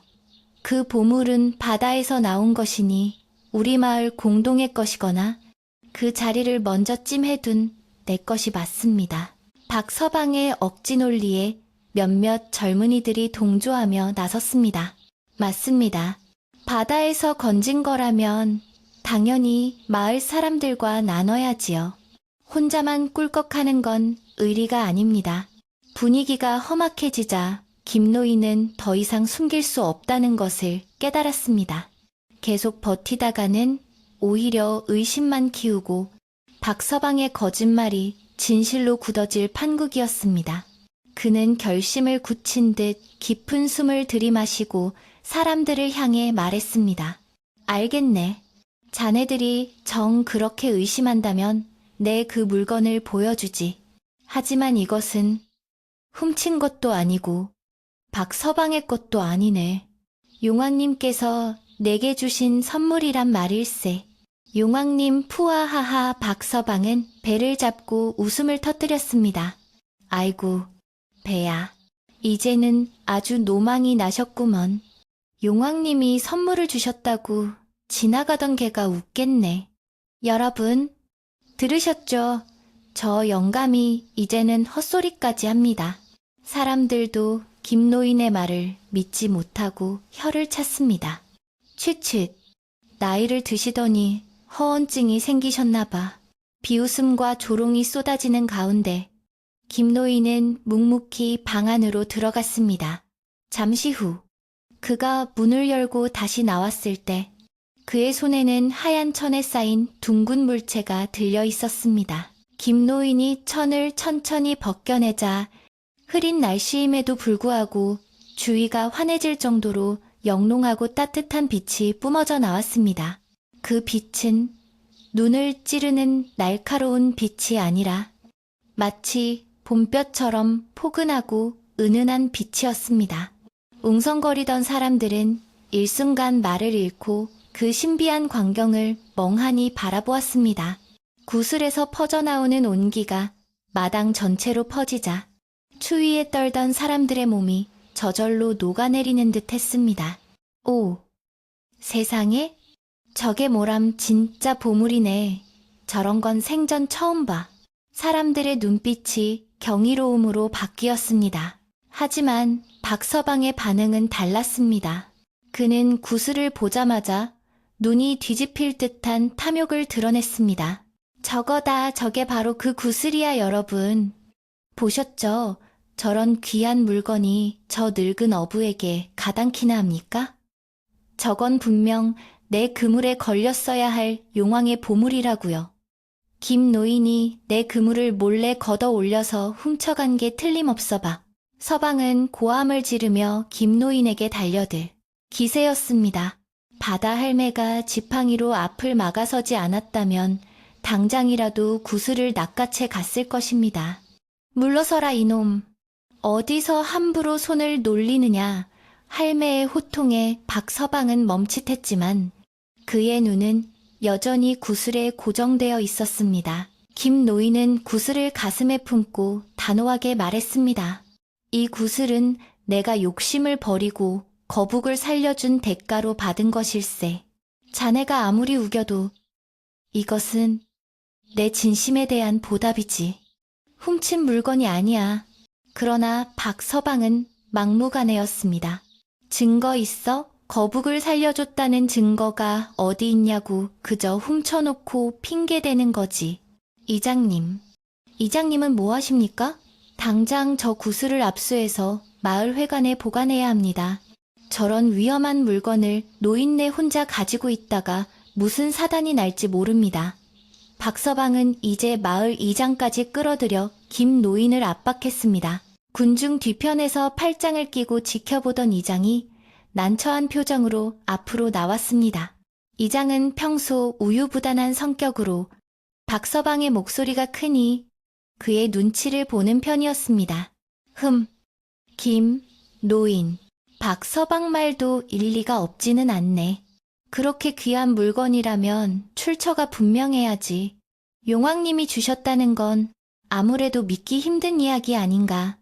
마을의 평화를 위해서라도 일단 그 구슬을 내가 맡아두는 게 좋겠네. 나중에 사실이 밝혀지면 돌려주겠네. 이장의 말은 점잖게 포장되어 있었지만 결국 박서방의 편을 들어 구슬을 뺏겠다는 뜻이나 다름없었습니다. 김노인은 믿었던 이장마저 등을 돌리자 절망감을 느꼈습니다. 이장님, 어찌 그런 말씀을 하십니까? 제 평생 거짓말을 하고 산 적이 없거늘 저 건달 같은 박서방의 말만 믿고 저를 의심하시는 겁니까? 김노인의 호소에도 이장은 고개를 돌리며 시선을 피했습니다. 분위기는 점점 험악해져 갔습니다. 박서방을 따르는 몇몇 청년들이 김 노인을 둘러싸기 시작했습니다. 그들은 무력으로라도 구슬을 뺏을 태세였습니다. 마당에 모인 사람들의 열기로 인해 구슬의 빛은 더욱 요동치는 듯 했습니다. 마치 주인의 위기 상황을 감지하고 불안해하는 것처럼 빛의 색깔이 붉게 변해가고 있었습니다. 좋습니다. 김 노인이 갑자기 큰 소리로 외쳤습니다. 그의 목소리에 비장함이 서려 있어 좌중이 조용해졌습니다. 자네들이 정 못 믿겠다면 이 구슬이 진짜 주인을 알아보는지 시험을 해보면 될 것 아닌가. 이 구슬은 착한 마음을 가진 사람에게는 따뜻한 온기를 주지만 탐욕스러운 자가 만지면 어떻게 변할지 나도 모른다네. 용왕님께서 주실 때 경고하신 말씀이 있었어. 김노인은 사실 용왕님께 그런 구체적인 경고를 들은 적은 없었지만 이 상황을 타개하고 박서방의 탐욕을 드러내기 위해 기지를 발휘한 것입니다. 그는 구슬의 영험함을 믿었습니다. 박서방은 콧방귀를 뀌었습니다. 어디서 겁을 주려고 내가 그런 헛소리에 속을 줄 알고 시험 좋아. 해봅시다. 내가 저 구슬을 만져서 아무 일도 없으면 저건 내 것이고 자네는 도둑으로 마을에서 쫓겨나는 거야. 알겠나? 박서방은 자신만만했습니다. 그는 구슬이 그저 값비싼 보석일 뿐 사람을 가린다거나 하는 능력 따위는 믿지 않았습니다. 그저 저걸 팔아서 얻을 부귀영화 생각에 이성이 마비된 상태였습니다. 마을 사람들도 숨을 죽이고 이 대결을 지켜보았습니다. 긴장감이 팽팽하게 감돌았습니다. 김노인은 떨리는 손으로 구슬을 내밀었습니다. 자, 그럼 가져가 보게. 하지만 무슨 일이 생겨도 나는 책임지지 않네. 그의 눈빛은 흔들림 없이 박서방을 응시하고 있었습니다. 박서방은 거친 숨을 몰아쉬며 성큼성큼 다가왔습니다. 그의 손은 욕심으로 번들거리고 있었고 입가에는 비열한 미소가 걸려 있었습니다. 일이네 이제 이 보물은 내 거야. 박서방이 손을 뻗어 김노인의 손에 있는 구슬을 낚아채려는 순간 구슬에서 갑자기 눈부신 섬광이 번쩍였습니다. 그 빛은 아까의 따뜻했던 빛과는 전혀 달랐습니다. 차갑고 날카로운 빛이 박서방의 눈을 쏘았고 주위에 있던 사람들은 비명을 지르며 뒷걸음질 쳤습니다. 바람이 다시 거세게 불기 시작하며 마당에 쌓여있던 낙엽들이 회오리치듯 날아올랐습니다. 하늘의 구름이 더욱 짙어지며 마당에는 어둠이 깔렸고 오직 구슬만이 기묘한 빛을 내뿜으며 두 사람 사이에서 존재감을 과시하고 있었습니다. 김노인은 구슬을 꼭 쥐고 있었지만 박서방은 엉겁결에 뒷걸음질 치다 엉덩방아를 되섰습니다. 뭐야? 무슨 조화를 부린 거야? 박서방은 바닥에 주저앉은 채 소리쳤습니다. 그의 얼굴에는 당황한 기색이 역력했습니다. 하지만 탐욕은 공포를 이기는 법입니다. 그는 다시 일어나 옷을 털며 소리쳤습니다. 속임수다. 저 영감이 요술을 부린 거야. 다들 봤지. 저건 마귀가 씌인 물건이라고. 박서방은 다시 한번 구슬을 향해 손을 뻗었습니다. 이번에는 기필코 뺏고 말겠다는 오기가 발동한 것입니다. 마을 사람들은 두려움에 떨면서도 다음 장면에 눈을 떼지 못했습니다. 바다 할매가 걱정스러운 눈빛으로 김노인을 바라보았습니다. 할매는 알고 있었습니다. 진짜 시험은 이제부터라는 것을, 인간의 탐욕이 얼마나 무서운지, 그리고 진실된 마음이 얼마나 큰 힘을 발휘하는지, 이 작은 마당에서 곧 판가름 날 것이었습니다. 김노인은 마음속으로 용왕님께 빌었습니다. 용왕님, 부디 이 어리석은 자들에게 깨달음을 주시고 저의 결백을 밝혀주옵소서. 그는 구슬을 쥔 손에 힘을 주며 박서방에게 구슬을 건넬 준비를 마쳤습니다. 이제 구슬이 박서방의 손으로 넘어가는 순간 모든 진실이 드러날 것입니다. 바람소리가 더욱 거세지며 김노인의 흰 머리카락을 헝클어 놓았습니다. 박서방의 손끝이 구슬에 닿기 직전 시간은 멈춘 듯 느리게 흘러갔습니다. 마을 사람들, 이장, 바다 할매, 그리고 김노인과 박서방 모두가 숨을 멈추고 그 찰나의 순간을 지켜보았습니다. 과연 이 빛나는 구슬은 누구의 손을 들어줄 것인가? 잿빛 하늘 아래 작은 바닷가 마을의 운명을 가를 심판의 시간이 다가오고 있었습니다.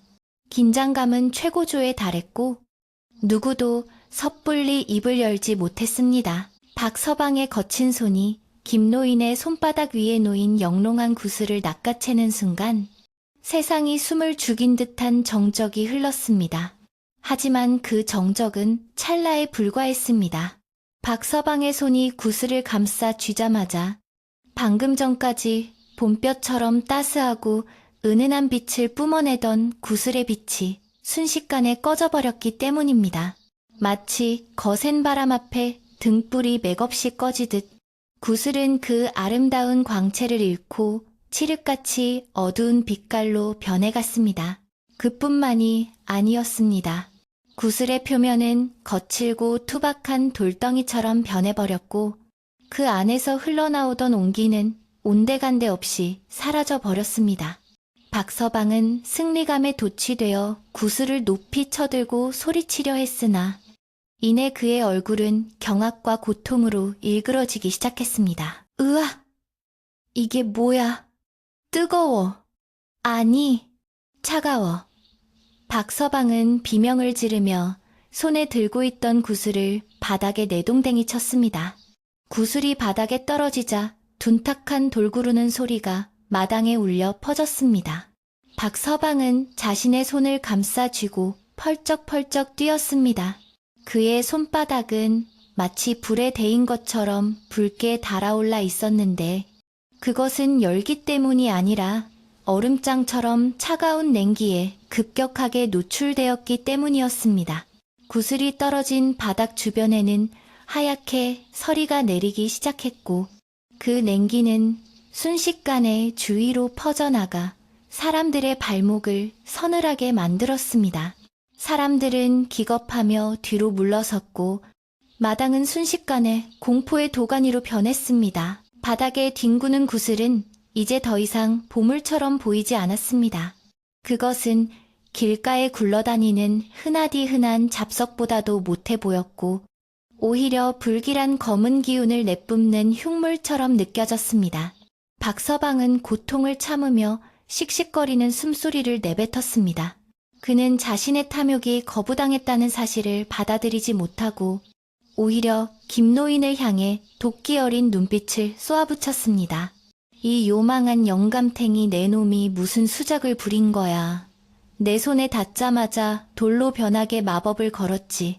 이게 바로 네가 마귀라는 증거야. 박서방은 자신의 실패를 김노인의 탓으로 돌리며 더욱 거세게 길길이 날뛰었습니다. 김노인은 바닥에 떨어진 차갑게 식어버린 구슬을 안타까운 눈빛으로 바라보았습니다.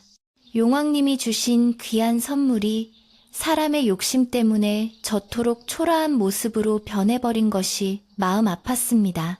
그는 천천히 허리를 굽혀 바닥에 떨어진 구슬을 향해 손을 뻗었습니다. 안 돼, 만지지 마. 저건 저주받은 돌이야. 누군가가 소리쳤지만 김노인은 망설임 없이 구슬을 집어들었습니다. 놀랍게도 김노인의 투박한 손가락이 닿자마자 검고 차갑던 돌덩이는 다시금 서서히 반응하기 시작했습니다. 마치 죽었던 생명이 다시 숨을 쉬듯 구슬 안쪽에서부터 희미한 빛이 맥박처럼 뛰기 시작한 것입니다. 김노인이 구슬을 양손으로 소중히 감싸 쥐고 가슴으로 가져가자 구슬은 다시 예전의 그 영롱하고 따뜻한 빛을 되찾았습니다. 칠흑 같던 어둠은 사라지고 부드러운 유백색 광채가 김노인의 주름진 얼굴을 환하게 비추었습니다. 구슬에서 퍼져나온 온기가 다시 마당을 채우자 바닥에 끼었던 서리는 순식간에 녹아내렸고 사람들의 얼어붙었던 몸과 마음도 조금씩 녹아들었습니다. 이 믿을 수 없는 광경을 목격한 마을 사람들은 입을 다물지 못했습니다.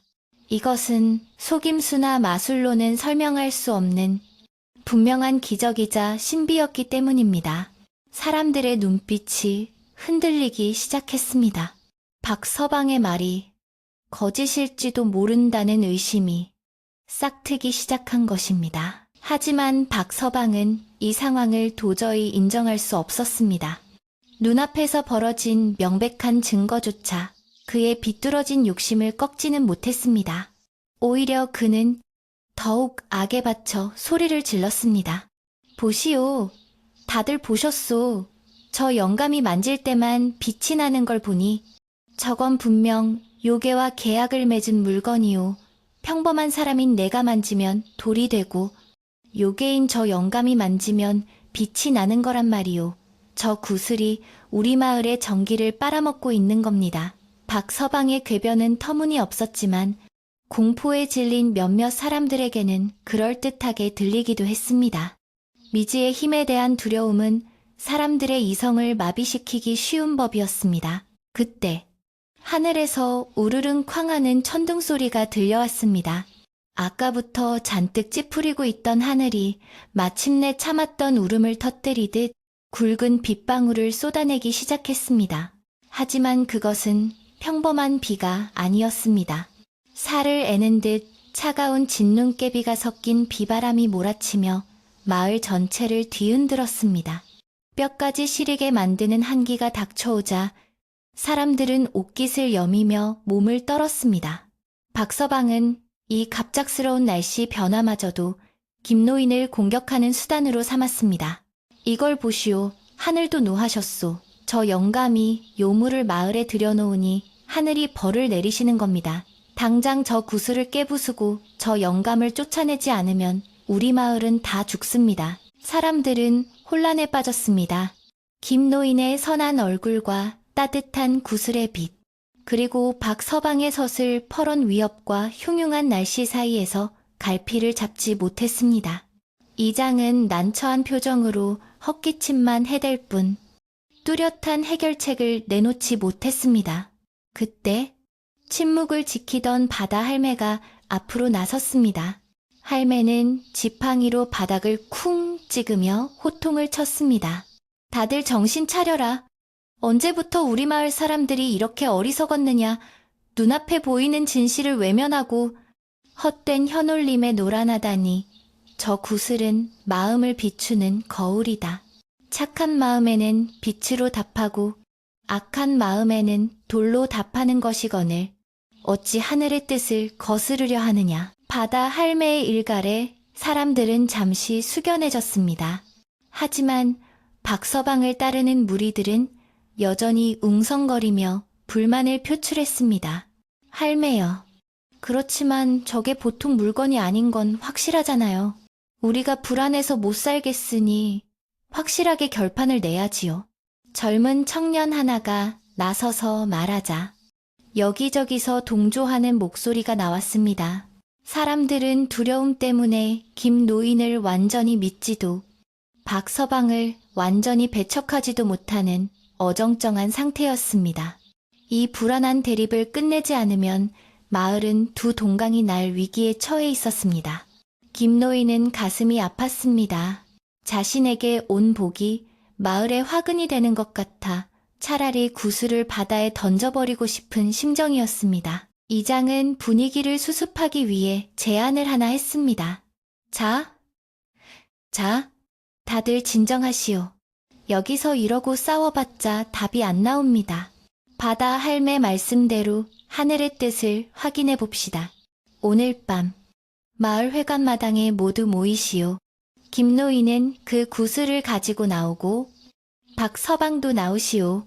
마을 어르신들을 모두 모시고 정식으로 재판을 열어서 시시비비를 가립시다. 만약 김노인이 정말 요술을 부리는 것이라면 마을에서 추방할 것이고 박서방이 억지를 부리는 것이라면 엄벌에 처하겠소. 이장의 제안은 그나마 가장 합리적인 방법처럼 보였습니다. 박서방은 씩씩거리며 콧김을 내뿜었지만 거부할 명분이 없어 마지못해 고개를 끄덕였습니다. 좋소. 오늘 밤에 아주 끝장을 봅시다. 사람들은 뿔뿔이 흩어졌지만 마을의 공기는 여전히 무거웠습니다. 진눈깨비는 점점 굵어져 한방눈으로 변해가고 있었고 바닷바람은 짐승의 울음소리처럼 흉흉하게 불어댔습니다. 김노인은 텅 빈 마당에 홀로 남아 구슬을 내려다보았습니다. 구슬은 여전히 그의 손에서 따뜻한 빛을 내고 있었지만 김노인의 마음은 천길 낭떠러지 앞에 선 듯 위태로웠습니다. 용왕님, 제가 어찌해야 합니까? 이 귀한 선물을 지키는 것이 이토록 어려운 일입니까? 그는 하늘을 올려다보며 탄식했습니다. 회색빛 하늘은 아무런 대답도 없이 차가운 눈발만 날려보낼 뿐이었습니다. 집으로 들어온 김노인은 방 한구석에 앉아 깊은 생각에 잠겼습니다. 그는 자신이 욕심을 부린 적이 없음을 알았지만 사람들의 의심을 씻어내기 위해서는 더 확실한 무언가가 필요했습니다. 그는 구슬을 어루만지며 지난날 바다에서 겪었던 수많은 시련들을 떠올렸습니다.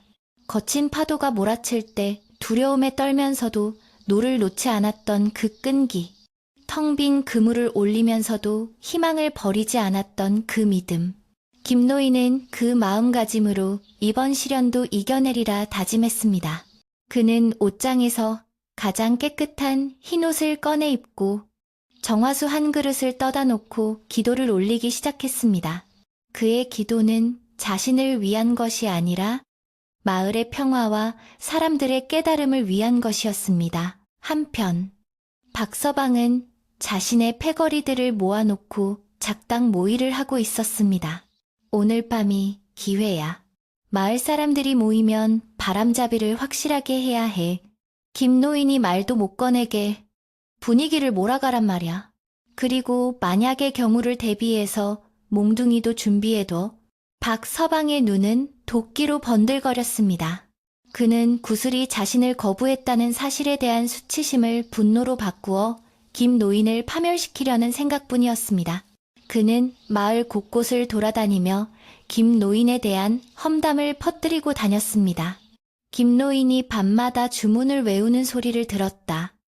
그 집에 들어갔다가 나온 고양이가 시름시름 앓다가 죽었다더라. 터무니없는 소문들은 꼬리에 꼬리를 물고 퍼져나갔습니다. 오후가 되자 마을의 분위기는 더욱 흉흉해졌습니다. 우물가에서는 아낙네들이 걱정스러운 얼굴로 이야기를 나누었습니다.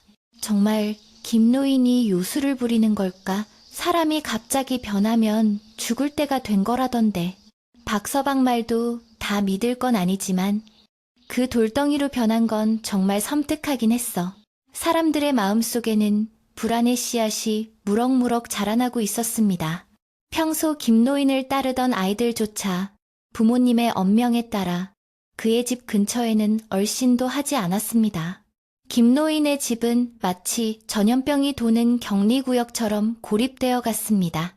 해 질녘이 되자 눈발은 더욱 거세져 온 세상을 하얗게 덮어버렸습니다. 평소 같으면 눈 덮인 마을 풍경이 아름답게 느껴졌겠지만 오늘따라 그 흰 눈은 마치 모든 것을 덮어버리려는 듯 차갑고 냉정하게만 보였습니다. 김노인은 촛불 하나를 켜놓고 구슬과 마주 앉았습니다. 구슬의 빛은 촛불보다 더 밝고 따뜻하게 방 안을 비추고 있었습니다. 고맙다. 네가 나를 지켜주려 하는구나. 김노인은 구슬에게 말을 걸었습니다. 구슬은 마치 대답이라도 하듯 빛을 한번 반짝였습니다. 김노인은 마음속 깊은 곳에서 알 수 없는 용기가 샘솟는 것을 느꼈습니다. 진실은 언젠가 밝혀지는 법이고 어둠은 결코 빛을 이길 수 없다는 믿음이었습니다. 시간이 흘러 약속한 시간이 다가왔습니다. 마을 회관 앞 마당에는 횃불이 여러 개 켜져 있었고 두꺼운 옷을 껴입은 마을 사람들이 하나둘씩 모여들었습니다. 횃불의 불꽃이 바람에 거칠게 춤을 추며 사람들의 그림자를 기괴하게 늘어뜨렸습니다. 사람들의 표정은 긴장감으로 굳어 있었고 누구 하나 웃는 사람이 없었습니다. 마당 중앙에는 멍석이 깔려 있었고 그 위에는 상석이 마련되어 이장과 마을 어르신들이 근엄한 표정으로 앉아 있었습니다. 박서방은 이미 도착하여 의기양양한 표정으로 사람들을 둘러보고 있었습니다.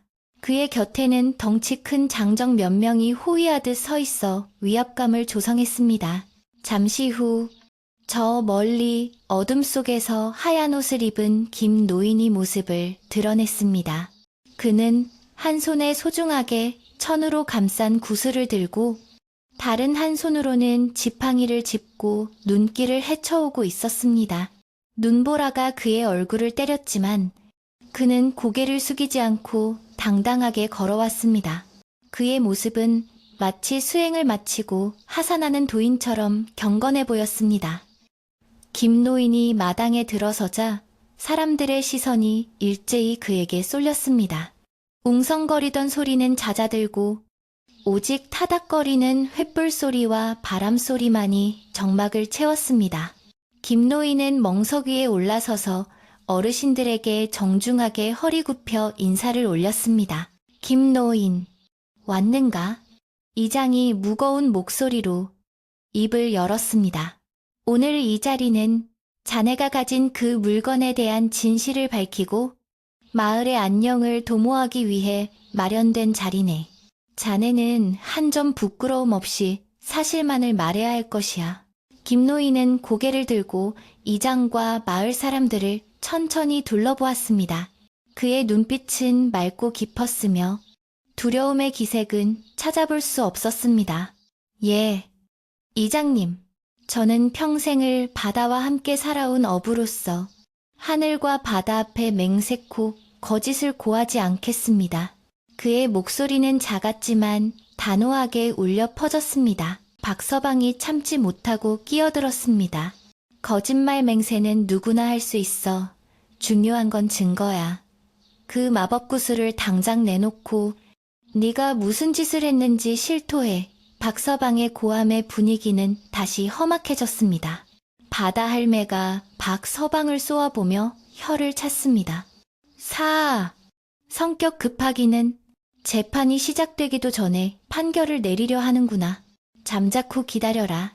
할매의 제지에 박서방은 씩씩거리며 물러났지만 그의 눈은 여전히 김노인을 집어삼킬 듯 노려보고 있었습니다. 이장은 헛기침을 한 번 하고 나서 엄숙하게 선언했습니다. 자, 그럼 지금부터 김노인과 구슬에 대한 심판을 시작하겠네. 먼저 박서방, 자네가 주장하는 바를 상세히 말해보게. 재판의 시작을 알리는 이장의 말이 떨어지자 마을 회관 마당에는 팽팽한 긴장감이 감돌았습니다. 하늘에서는 여전히 한방눈이 펑펑 쏟아지고 있었지만 사람들의 열기로 인해 마당의 눈은 금세 녹아 질퍽해졌습니다. 김노인은 품에 안은 구슬을 더욱 꽉 쥐었습니다. 천 너머로 전해지는 따뜻한 온기가 그에게 힘을 주고 있었습니다. 이제 모든 것을 밝힐 시간이었습니다. 박서방은 기다렸다는 듯 마당 중앙으로 뛰쳐나와 열변을 토하기 시작했습니다. 그는 온갖 과장된 몸짓과 격앙된 목소리로 김노인을 희대의 사기꾼이자 마법사로 몰아세웠습니다. 여러분, 저 노인은 낮에는 선량한 척하지만 밤이면 바다 귀신들을 불러내어 구판을 벌입니다.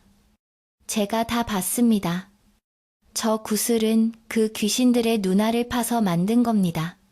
말도 안 되는 거짓말들이었지만 공포에 질린 사람들의 귀에는 독버섯처럼 파고들었습니다. 사람들은 수군거리며 김 노인을 힐끔거렸습니다. 김 노인은 박서방의 거짓말을 묵묵히 듣고만 있었습니다. 변명할 가치도 없는 이야기들이었기에 그는 진실의 순간을 기다리며 침묵을 지켰습니다. 박서방의 선동이 끝나자 이장은 김 노인을 바라보며 말했습니다. 김 노인, 이제 자네 차례네. 자네는 어찌하여 저런 기이한 물건을 가지게 되었으며 아까 낮에는 왜 박서방이 만졌을 때 돌로 변했는지 해명해보게. 모든 시선이 김 노인에게 집중되었습니다. 김 노인은 천천히 자리에서 일어났습니다. 그리고 품속에서 구슬을 감싸고 있던 천을 벗겨냈습니다. 그러자 칠흑 같은 밤의 어둠을 뚫고 찬란하고 영롱한 빛이 쏟아져 나왔습니다. 횃불의 붉은 빛과는 비교도 안 될 만큼 순수하고 맑은 빛이었습니다. 사람들은 그 빛에 압도되어 숨을 죽였습니다. 마을 여러분, 김 노인이 입을 열었습니다. 이 구슬은 제가 훔친 것도 요술을 부린 것도 아닙니다. 그저 말 못하는 짐승 하나를 불쌍히 여겨 살려준 대가로 받은 바다의 선물일 뿐입니다. 김 노인은 거북을 살려준 날의 이야기부터 용궁에 다녀온 일까지 차근차근 이야기하기 시작했습니다. 그의 목소리는 차분하고 진솔하여 사람들의 마음을 조금씩 움직이기 시작했습니다. 하지만 박서방은 코웃음을 치며 비웃었습니다. 소설을 쓰는구나. 소설을 써 용궁하. 지나가던 개가 웃겠다. 김 노인은 박서방의 조롱에도 흔들리지 않고 말을 이었습니다. 그리고 이 구슬이 박서방의 손에서 돌로 변한 이유는 간단합니다. 이 구슬은 따뜻한 마음의 구슬이기 때문입니다. 욕심과 탐욕으로 가득 찬 손이 닿으면 그 마음을 반영하여 차가운 돌이 되는 것이고, 감사와 사랑을 담은 손이 닿으면 따뜻한 빛을 내는 것입니다. 김노인의 설명에 사람들은 고개를 끄덕이기 시작했습니다. 낮에 본 광경과 딱 맞아떨어지는 설명이었기 때문입니다. 말도 안 돼. 그런 게 어디 있어. 박서방이 소리쳤지만 그의 목소리에는 아까와 같은 힘이 없었습니다. 그렇다면 증명해보게. 이장이 말했습니다. 자네 말이 사실이라면 여기 있는 다른 사람이 만져도 빛이 나야 하지 않겠나? 박서방 말고 다른 사람이 만져보면 알 수 있겠지. 이장의 제안은 전곡을 찌르는 것이었습니다. 김노인은 미소를 지으며 고개를 끄덕였습니다. 그렇습니다. 누구든 욕심 없는 마음으로 이 구슬을 만진다면 따뜻한 빛을 볼 수 있을 것입니다. 김노인은 구슬을 두 손으로 받쳐들고 사람들 쪽으로 내밀었습니다. 누가 한번 나와서 만져보시겠습니까? 좌중에는 침묵이 흘렀습니다. 혹시나 자신이 만져서 돌로 변하면 욕심쟁이라고 낙인 찍힐까봐 두려웠던 것입니다.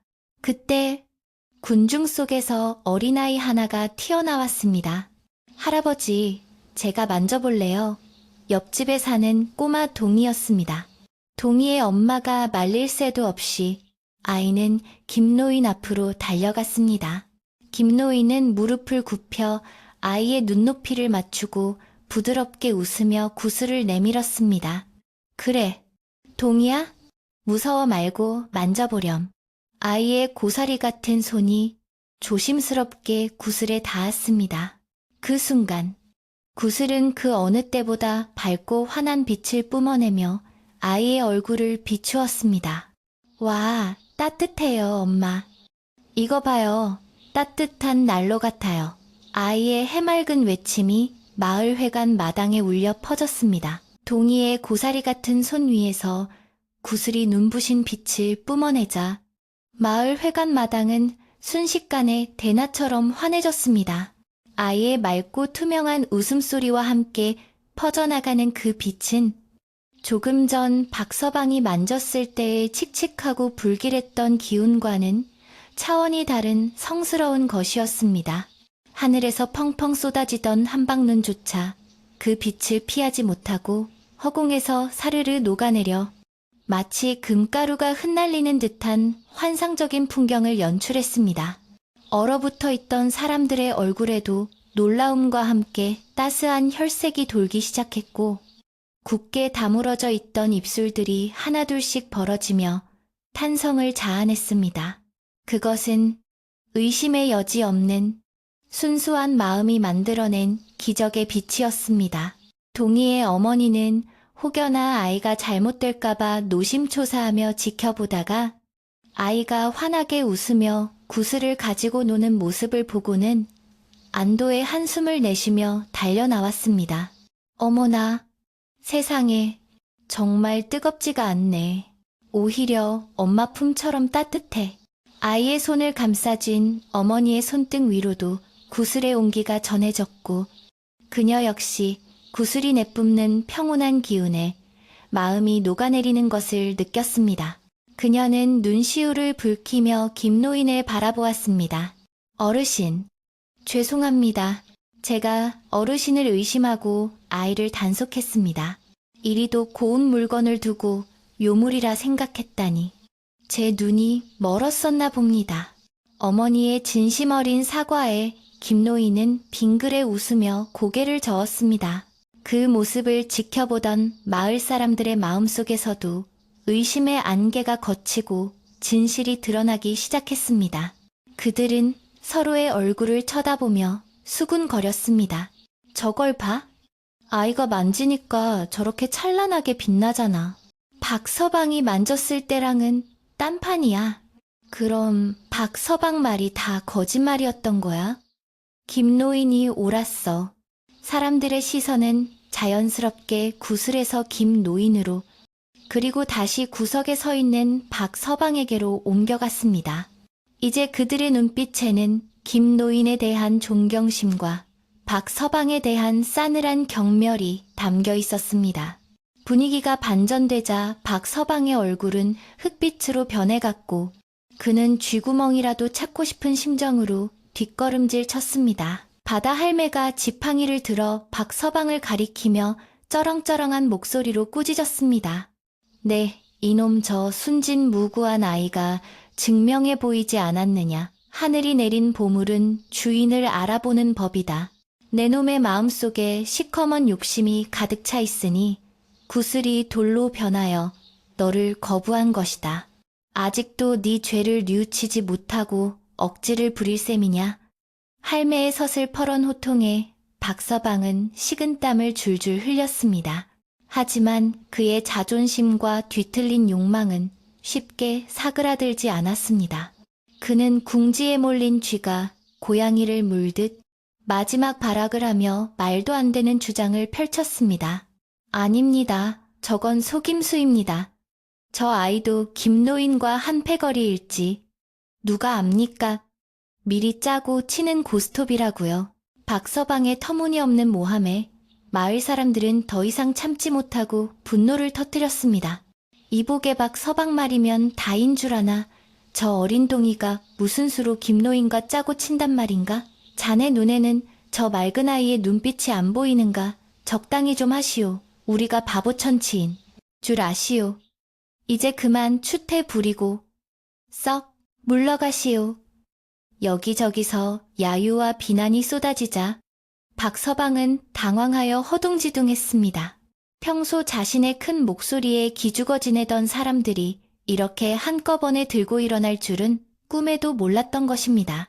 그는 사면초가에 빠진 자신의 처지를 깨닫고 공포심을 느끼기 시작했습니다. 이장 역시 더 이상 박서방을 두둔할 수 없음을 깨닫고 엄한 표정으로 앞으로 나섰습니다. 박서방, 이제 그만하게. 자네의 거짓말은 이미 만천하에 드러났네. 죄 없는 어르신을 모함하고 마을을 혼란에 빠뜨린 죄는 결코 가볍지 않아. 더 이상 마을 사람들을 실망시키지 말고 조용히 물러나 자숙하게. 이장의 판결과도 같은 말에 박서방은 다리가 풀려 주저앉을 뻔했습니다. 하지만 이대로 물러나면 마을에서 영영 매장당할 것이라는 두려움과 눈앞에서 빛나는 구슬을 놓칠 수 없다는 집착이 그를 다시 일으켜 세웠습니다. 그는 이성을 잃고 광기 어린 눈으로 구슬을 향해 돌진했습니다. 안 돼, 저건 내 거야. 내가 가질 거야. 박서방은 동이의 손에 들려있는 구슬을 뺏기 위해 거칠게 손을 뻗었습니다. 사람들이 비명을 지르며 말리려 했지만 이미 눈이 뒤집힌 박서방은 막무가내였습니다. 그가 동이의 손을 낚아채려는 찰나 구슬은 마치 스스로를 보호하려는 듯 더욱 강렬한 빛을 뿜어내며 공중으로 떠올랐습니다. 그리고는 박서방의 손이 닿기도 전에 눈에 보이지 않는 강력한 힘으로 그를 튕겨내 버렸습니다. 으악, 박서방은 보이지 않는 벽에 부딪힌 듯 뒤로 나뒹굴었고 바닥의 진흙탕 속에 처박히고 말았습니다. 바닥에 넘어진 박서방은 고통스러운 신음소리를 내며 자신의 손을 감싸 쥐었습니다. 구슬에 닿지도 않았는데 그의 손끝은 하얗게 얼어붙어 있었고 온몸은 사시나무 떨듯 덜덜 떨렸습니다. 구슬은 동이의 머리 위에서 은은하게 빛나며 마치 박서방을 내려다보고 꾸짖는 듯 했습니다. 그 광경은 너무나 신비롭고도 위압적이어서 박서방은 감히 다시 일어날 엄두조차 내지 못했습니다. 그는 공포에 질린 눈으로 구슬과 김노인을 번갈아 쳐다보며 뒷걸음질 쳤습니다. 살려주세요. 잘못했습니다. 다시는 욕심부리지 않겠습니다. 박서방은 울먹이며 애원했습니다. 김노인은 천천히 다가와 동이의 머리 위에 떠있던 구슬을 부드럽게 받아들었습니다. 그러자 구슬은 다시 얌전해지며 김노인의 손 안에서 따뜻한 온기를 내뿜었습니다. 김노인은 바닥에 엎드려 있는 박서방을 내려다보며 안타까운 표정으로 말했습니다. 박서방, 재물은 있다가도 없고 없다가도 있는 법이네. 하지만 잃어버린 양심과 사람들의 신뢰는 다시 찾기 어려운 법이지. 자네가 진정으로 뉘우친다면 이 구슬도 자네를 용서할 것이네. 하지만 지금처럼 탐욕에 눈이 멀어 있다면 이 구슬은 영원히 자네에게는 차가운 돌일 뿐이야. 김노인의 점잖은 훈계는 박서방의 폐부를 찔렀습니다. 박서방은 부끄러움과 수치심에 얼굴을 들 수 없었습니다. 주위를 둘러보니 마을 사람들의 차가운 시선이 화살처럼 꽂히고 있었습니다. 그는 더 이상 이곳에 머무를 수가 없었습니다. 그는 비틀거리는 몸을 일으켜 세우고는 죄인처럼 고개를 푹 숙인 채 어둠 속으로 도망치듯 사라졌습니다. 그의 뒷모습은 눈보라 속에서 처량하기 그지없었고 남겨진 발자국 위로 하얀 눈이 소복이 쌓이며 그의 흔적을 지워나갔습니다. 박서방이 사라지자 마당에는 무거운 긴장감이 사라지고 대신 안도감과 평화로운 기운이 감돌기 시작했습니다. 박서방이 물러간 후 이장은 마을 사람들을 대표하여 김노인 앞에 무릎을 꿇었습니다. 김노인, 정말 면목이 없네. 우리가 어리석어 자네의 진심을 알아보지 못하고 오히려 의심하고 핍박했네. 부디 이 못난 사람들을 용서해주게. 이장의 사과에 마을 사람들도 하나둘씩 고개를 숙이며 사죄의 뜻을 표했습니다. 어르신, 죄송합니다. 저희가 잘못했습니다. 진눈깨비가 날리는 추운 날씨였지만 사람들의 사과에는 진심이 담겨 있어 훈훈함이 느껴졌습니다. 김노인은 황급히 이장을 일으켜 세우며 사람들에게 손을 내저었습니다.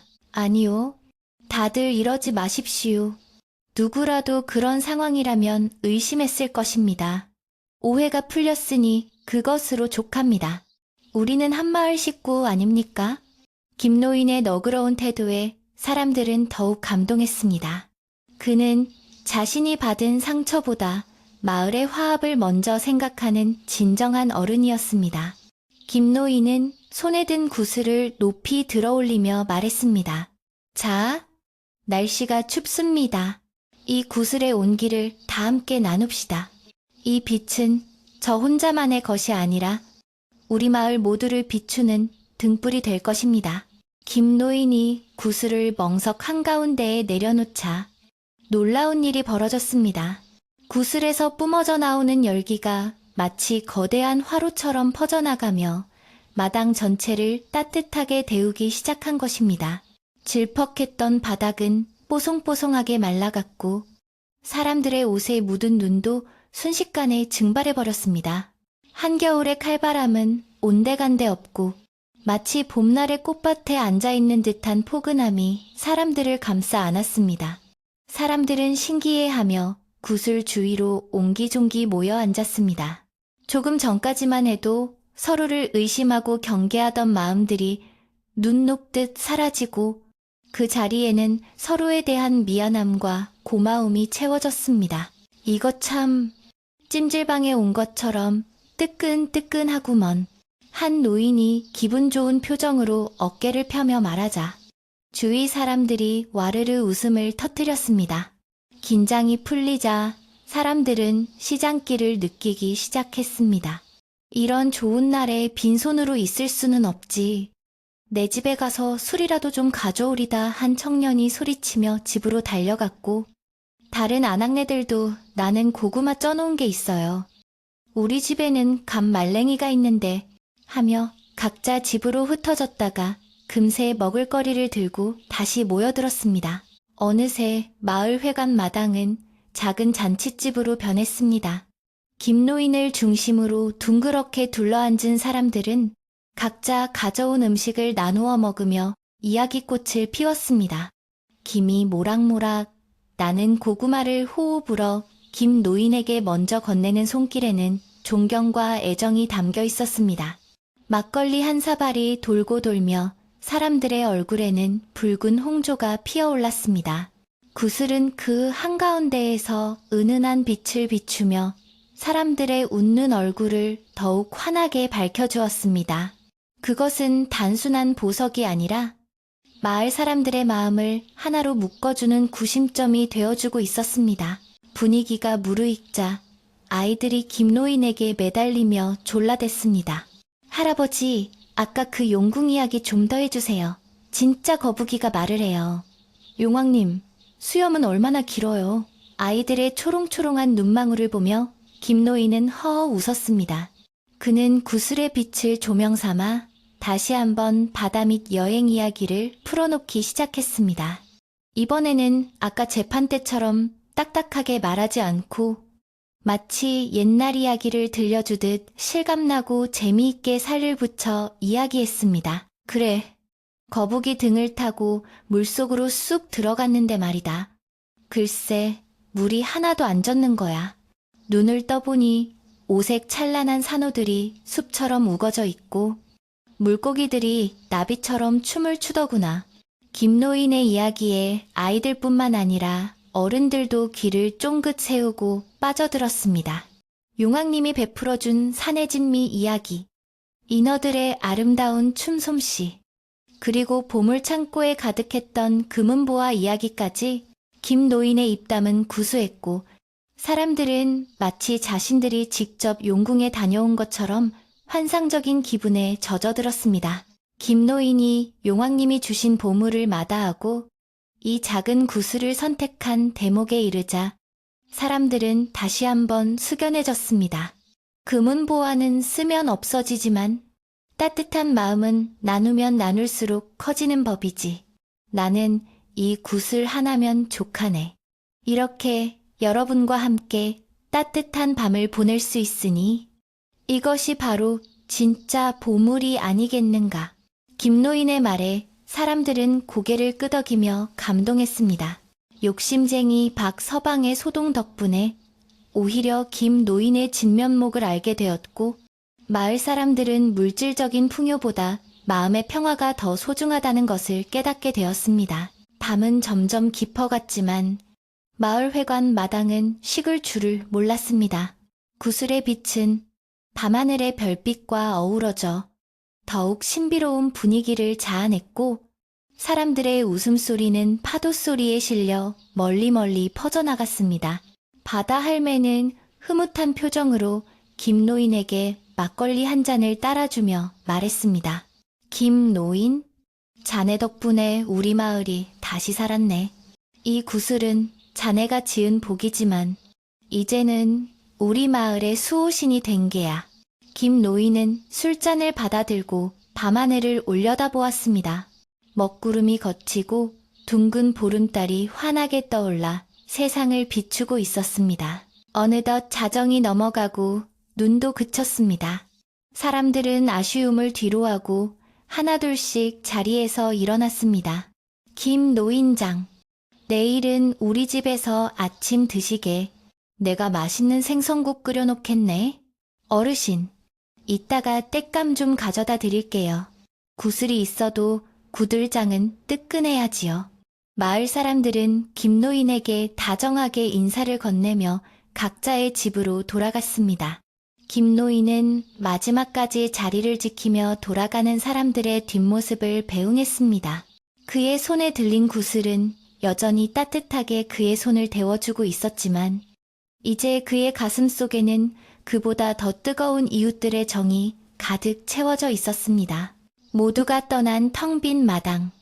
김노인은 구슬을 품에 안고 집으로 향했습니다. 눈 쌓인 길을 밟는 소리가 뽀드득 정겹게 들려왔습니다. 그의 오두막은 여전히 낡고 허름했지만 그곳으로 향하는 발걸음은 그 어느 때보다 가볍고 힘찼습니다. 바다는 잠잠해져 고요한 숨소리를 내고 있었고 김노인은 바다를 향해 감사의 인사를 올렸습니다. 용왕님, 고맙습니다. 이 늙은이에게 과분한 선물을 주시고 이웃들의 마음까지 돌려주셨으니 더 이상 바랄 것이 없습니다. 집에 도착한 김노인은 구슬을 방 한가운데에 내려놓고 자리에 누웠습니다. 구슬의 빛이 천장에 둥근 그림자를 만들며 일렁거렸습니다. 밖에서 들려오는 파도 소리가 마치 자장가처럼 부드럽게 들려왔습니다. 지난 며칠간의 소동으로 지쳐있던 몸과 마음이 스르르 풀리며 졸음이 밀려왔습니다. 이제는 문을 두드리는 박서방도 없고 의심하는 사람들의 눈초리도 없습니다. 오직 평화와 안식만이 이 작은 오두막을 가득 채우고 있었습니다. 김 노인은 입가에 옅은 미소를 머금은 채 깊고 편안한 잠 속으로 빠져들 준비를 했습니다. 내일은 또 어떤 평화로운 하루가 기다리고 있을지 기대하며 말입니다. 폭풍우가 휩쓸고 지나간 다음 날 아침, 동쪽 바다 끝에서 떠오르는 태양은 그 어느 때보다 붉고 장엄한 자태를 뽐내며 세상의 어둠을 걷어냈습니다. 밤새 마을을 뒤덮었던 하얀 눈은 아침 햇살을 받아 보석가루를 뿌려놓은 듯 눈부시게 반짝였고, 차갑게 얼어붙었던 처마 밑 고드름에서도 맑은 물방울이 똑똑 떨어지며 봄이 오는 소리를 내고 있었습니다. 김노인은 평소보다 늦게, 하지만 아주 개운한 몸으로 잠자리에서 일어났습니다. 방문을 열자 상쾌한 바다 내음과 함께 밤새 정화된 맑은 공기가 폐부 깊숙이 밀려들어와 지난밤에 소란스러웠던 기억들을 말끔히 씻어주는 듯 했습니다. 방 안에는 여전히 구슬이 은은한 빛과 온기를 내뿜으며 주인의 아침을 따뜻하게 맞아주고 있었습니다. 김노인이 마당으로 나오자 놀라운 광경이 그의 눈앞에 펼쳐졌습니다. 평소라면 적막강산이었을 그의 집 마당에 이른 아침부터 마을 사람들이 하나둘씩 모여들고 있었던 것입니다. 그들의 손에는 각자 집에서 챙겨온 집단이며 나무 판자, 그리고 김이 모락모락 나는 음식들이 들려 있었습니다. 어르신, 안녕히 주무셨습니까? 어젯밤 가장 먼저 구슬을 만졌던 꼬마 동이의 아버지가 환한 웃음으로 인사를 건넸습니다. 밤새 눈이 많이 와서 지붕이 더 상했을까봐 걱정이 되어 일찍 왔습니다. 오늘 우리가 어르신 댁을 아주 새 집처럼 고쳐드릴 테니 걱정 말고 쉬고 계십시오. 그의 뒤로 건장한 청년들이 씩씩하게 대답하며 소매를 걷어붙였습니다. 김 노인은 뜻밖의 호의에 눈시울이 뜨거워졌습니다. 아니, 다들 바쁠 텐데 내 집 일에 이리 신경을 써주니 몸둘 바를 모르겠네. 그가 손사래를 쳤지만 마을 사람들의 고집을 꺾을 수는 없었습니다. 어르신, 이건 저희의 정성입니다. 그동안 어르신을 외롭게 해드린 죄송함의 표시이기도 하고요. 마을의 복덩이인 구슬을 모시는 집이 이리 허술해서야 되겠습니까? 이장의 지휘 아래 마을 장정들은 일사불란하게 움직이기 시작했습니다. 누군가는 지붕에 올라가 썩은 이형을 걷어내고, 누군가는 무너진 담장을 다시 쌓았으며, 또 누군가는 삐걱거리던 마루를 튼튼한 목재로 보수했습니다. 뚝딱거리는 망치 소리와 쓱싹거리는 톱질 소리가 경쾌한 음악처럼 마을에 울려 퍼졌습니다. 마당 한쪽에서는 아낙네들이 임시 부엌을 차리고 점심을 준비하느라 분주했습니다. 큰 가마솥에서는 구수한 시래기 된장국이 끓고 있었고, 갓 지은 하얀 쌀밥 냄새가 고소하게 퍼져나가 일하는 사람들의 허기를 자극했습니다. 김 노인장, 이것 좀 드셔보세요. 우리 집 암탉이 오늘 아침에 낳은 달걀입니다. 이건 지난 가을에 담근 곶감인데 아주 달게 잘 익었어요. 아낙들은 앞다투어 김노인에게 맛있는 음식들을 권했습니다. 김노인은 평상에 앉아 사람들이 건네주는 음식들을 맛보며 평생 느껴보지 못한 따뜻한 이웃의 정을 만끽했습니다. 혼자 먹을 때는 그저 끼니를 때우는 것에 불과했던 식사가 여럿이 함께하니 세상에서 가장 맛있는 잔치상이 되었습니다. 해 진력이 되자 김노인의 낡은 오두막은 몰라보게 달라져 있었습니다. 구멍 숭숭 뚫렸던 지붕은 황금빛 새짚으로 두툼하게 덮여 따뜻해 보였고, 기울어졌던 기둥들은 튼튼하게 보강되어 어떤 비바람에도 끄떡없을 것처럼 든든해졌습니다. 창호지가 찢어져 찬바람이 들어오던 문들도 새 하얀 창호지로 말끔하게 단장되어 방 안의 구슬빛이 은은하게 배어나오는 모습이 마치 등을 켜놓은 듯 아름다웠습니다. 사람들은 땀 흘려 고친 집을 바라보며 뿌듯한 미소를 지었습니다. 이제야 좀 사람 사는 집 같네. 김 노인장. 올겨울은 아주 따뜻하게 나시겠어. 이장이 껄껄 웃으며 김 노인의 어깨를 두드렸습니다. 집수리가 끝난 후에도 좋은 일들은 꼬리에 꼬리를 물고 이어졌습니다. 며칠 뒤, 마을 어부들이 바다에 나갔다가 만선 깃발을 휘날리며 돌아온 것입니다. 김노인, 이것 좀 보게. 바다가 미쳤나 봐. 그물을 던지기만 하면 물고기가 쏟아져 나와 어부들은 흥분된 목소리로 외쳤습니다. 배 가득 실린 대구와 명태들이 은빛 비늘을 반짝이며 파닥거리고 있었고, 그물에는 살이 통통하게 오른 제철 생선들이 주렁주렁 매달려 있었습니다. 지난 몇 달간 마을을 괴롭혔던 흉어는 온데간데 없고 다시 풍요로운 바다가 돌아온 것입니다. 사람들은 이것이 김 노인의 선행과 구슬이 가져다준 복이라고 굳게 믿었습니다. 김 노인은 마을 사람들이 가져온 생선들을 보며 용왕님께 감사의 기도를 올렸습니다. 용왕님, 약속을 지켜주셨군요. 이 마을 사람들에게 다시 희망을 주셔서 감사합니다. 그는 자신이 받은 구슬의 힘이 단순히 방을 데우는 것에 그치지 않고 마을 전체에 생기를 불어넣고 있다는 사실에 깊은 보람을 느꼈습니다. 마을 장터는 다시 활기를 되찾았고 사람들의 주머니 사정도 넉넉해져 웃음소리가 끊이지 않았습니다. 김노인은 더 이상 가난하고 외로운 독거노인이 아니었습니다. 그는 마을의 큰 어른이자 정신적인 지주로서 사람들의 존경과 사랑을 한 몸에 받게 되었습니다. 이제 김 노인에게는 새로운 일과가 생겼습니다. 그는 매일 저녁이 되면 구슬을 깨끗한 천으로 닦은 뒤 집 앞 언덕에 마을 사람들이 만들어준 작은 석등 안에 구슬을 넣어두었습니다.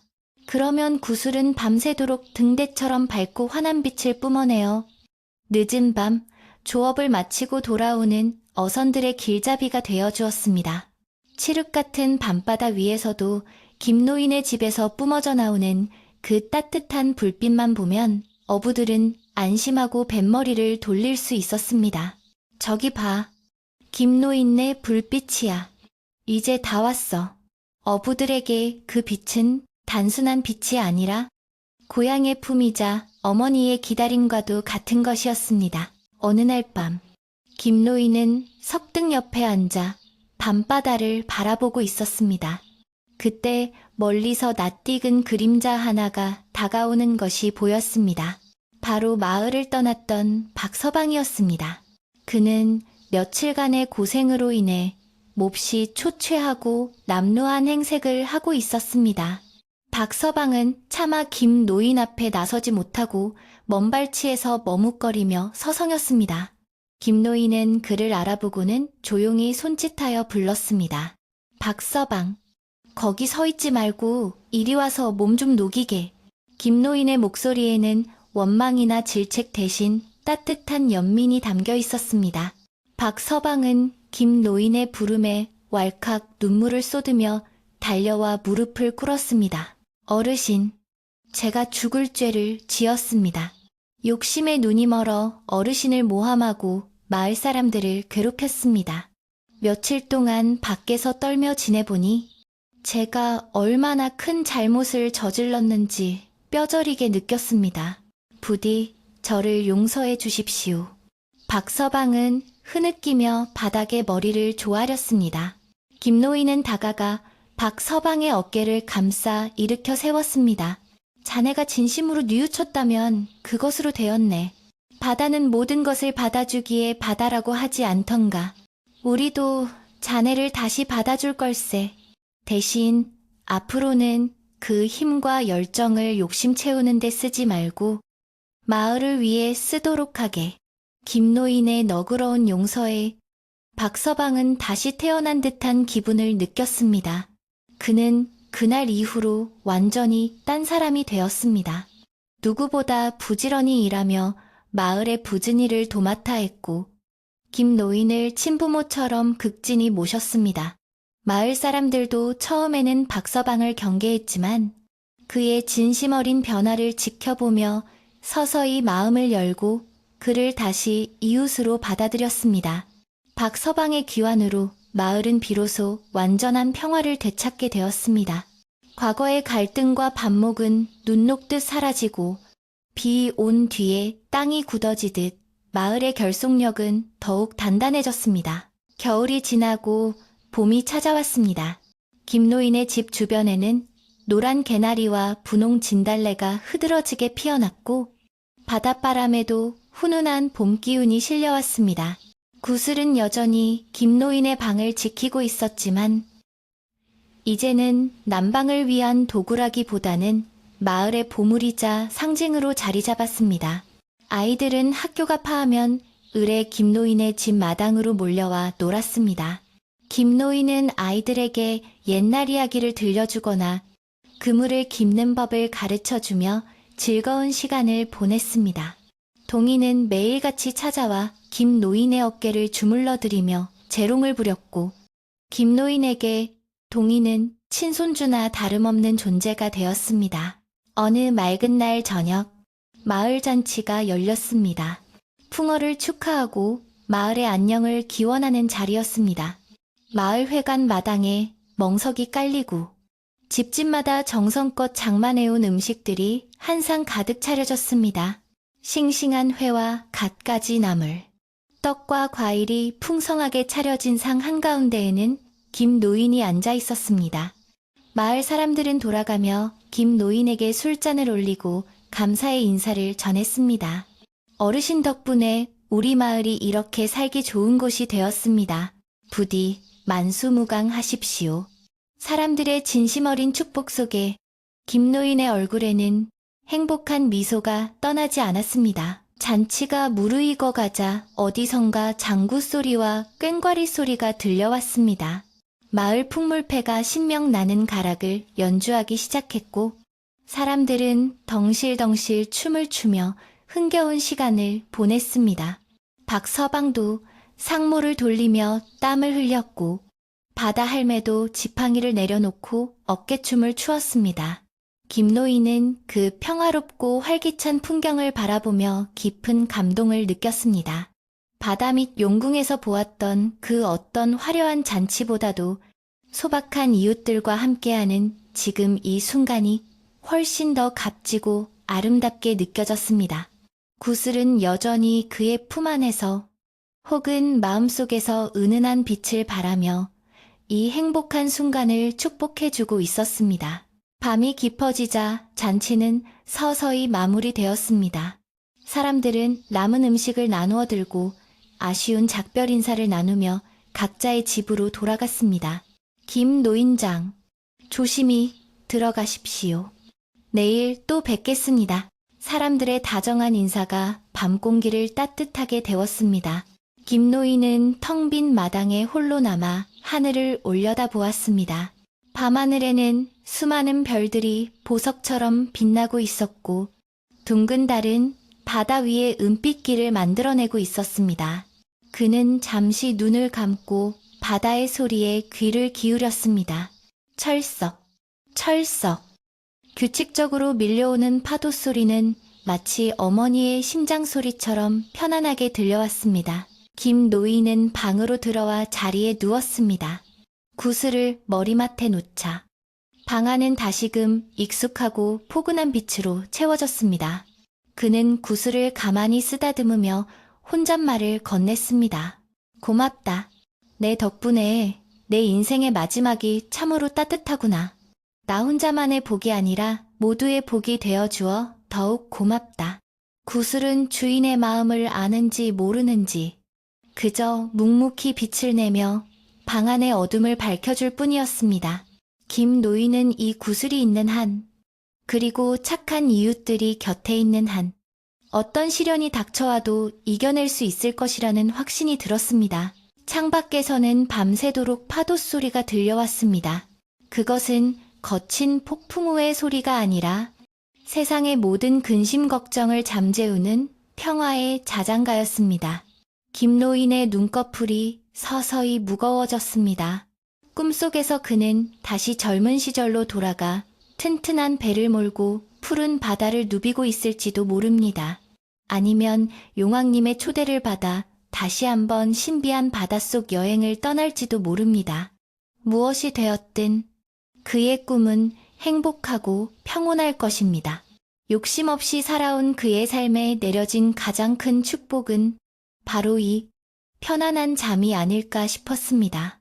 세월이 흘러 김노인은 바다와 하나가 되어 떠났지만 그가 남긴 이야기는 전설이 되어 마을 사람들의 입에서 입으로 전해 내려왔습니다. 마을 언덕에 세워진 작은 등대에는 여전히 신비한 빛을 내는 구슬이 안치되어 밤마다 바다로 나가는 어부들의 길을 밝혀주고 있다고 합니다. 사람들은 그 빛을 보며 김노인의 따뜻한 마음과 정직한 삶을 기억했고 욕심을 버리고 서로 나누며 사는 것이야말로 진정한 행복임을 잊지 않았습니다. 지금도 그 마을에 가면 파도 소리와 함께 김노인의 웃음소리가 들리는 듯하고 밤이면 바다를 비추는 은은한 빛이 나그네의 마음까지 따뜻하게 감싸 안아준다고 합니다. 이제 이야기는 끝이 났습니다. 김노인이 편안하게 잠든 것처럼, 그리고 마을 사람들이 행복한 꿈을 꾸는 것처럼 여러분도 이제 모든 걱정을 내려놓고 깊은 잠에 들 시간입니다. 바다의 물결이 출렁이듯 여러분의 숨결도 고르고 편안해지기를 바랍니다. 구슬의 따뜻한 온기가 이불 속으로 스며들어 꿈속에서도 여러분을 포근하게 지켜줄 것입니다. 오늘 밤 여러분의 꿈속에도 푸른 바다의 신비와 따뜻한 사랑이 가득하기를 기원합니다. 잘 자요. 그리고 좋은 꿈 꾸세요.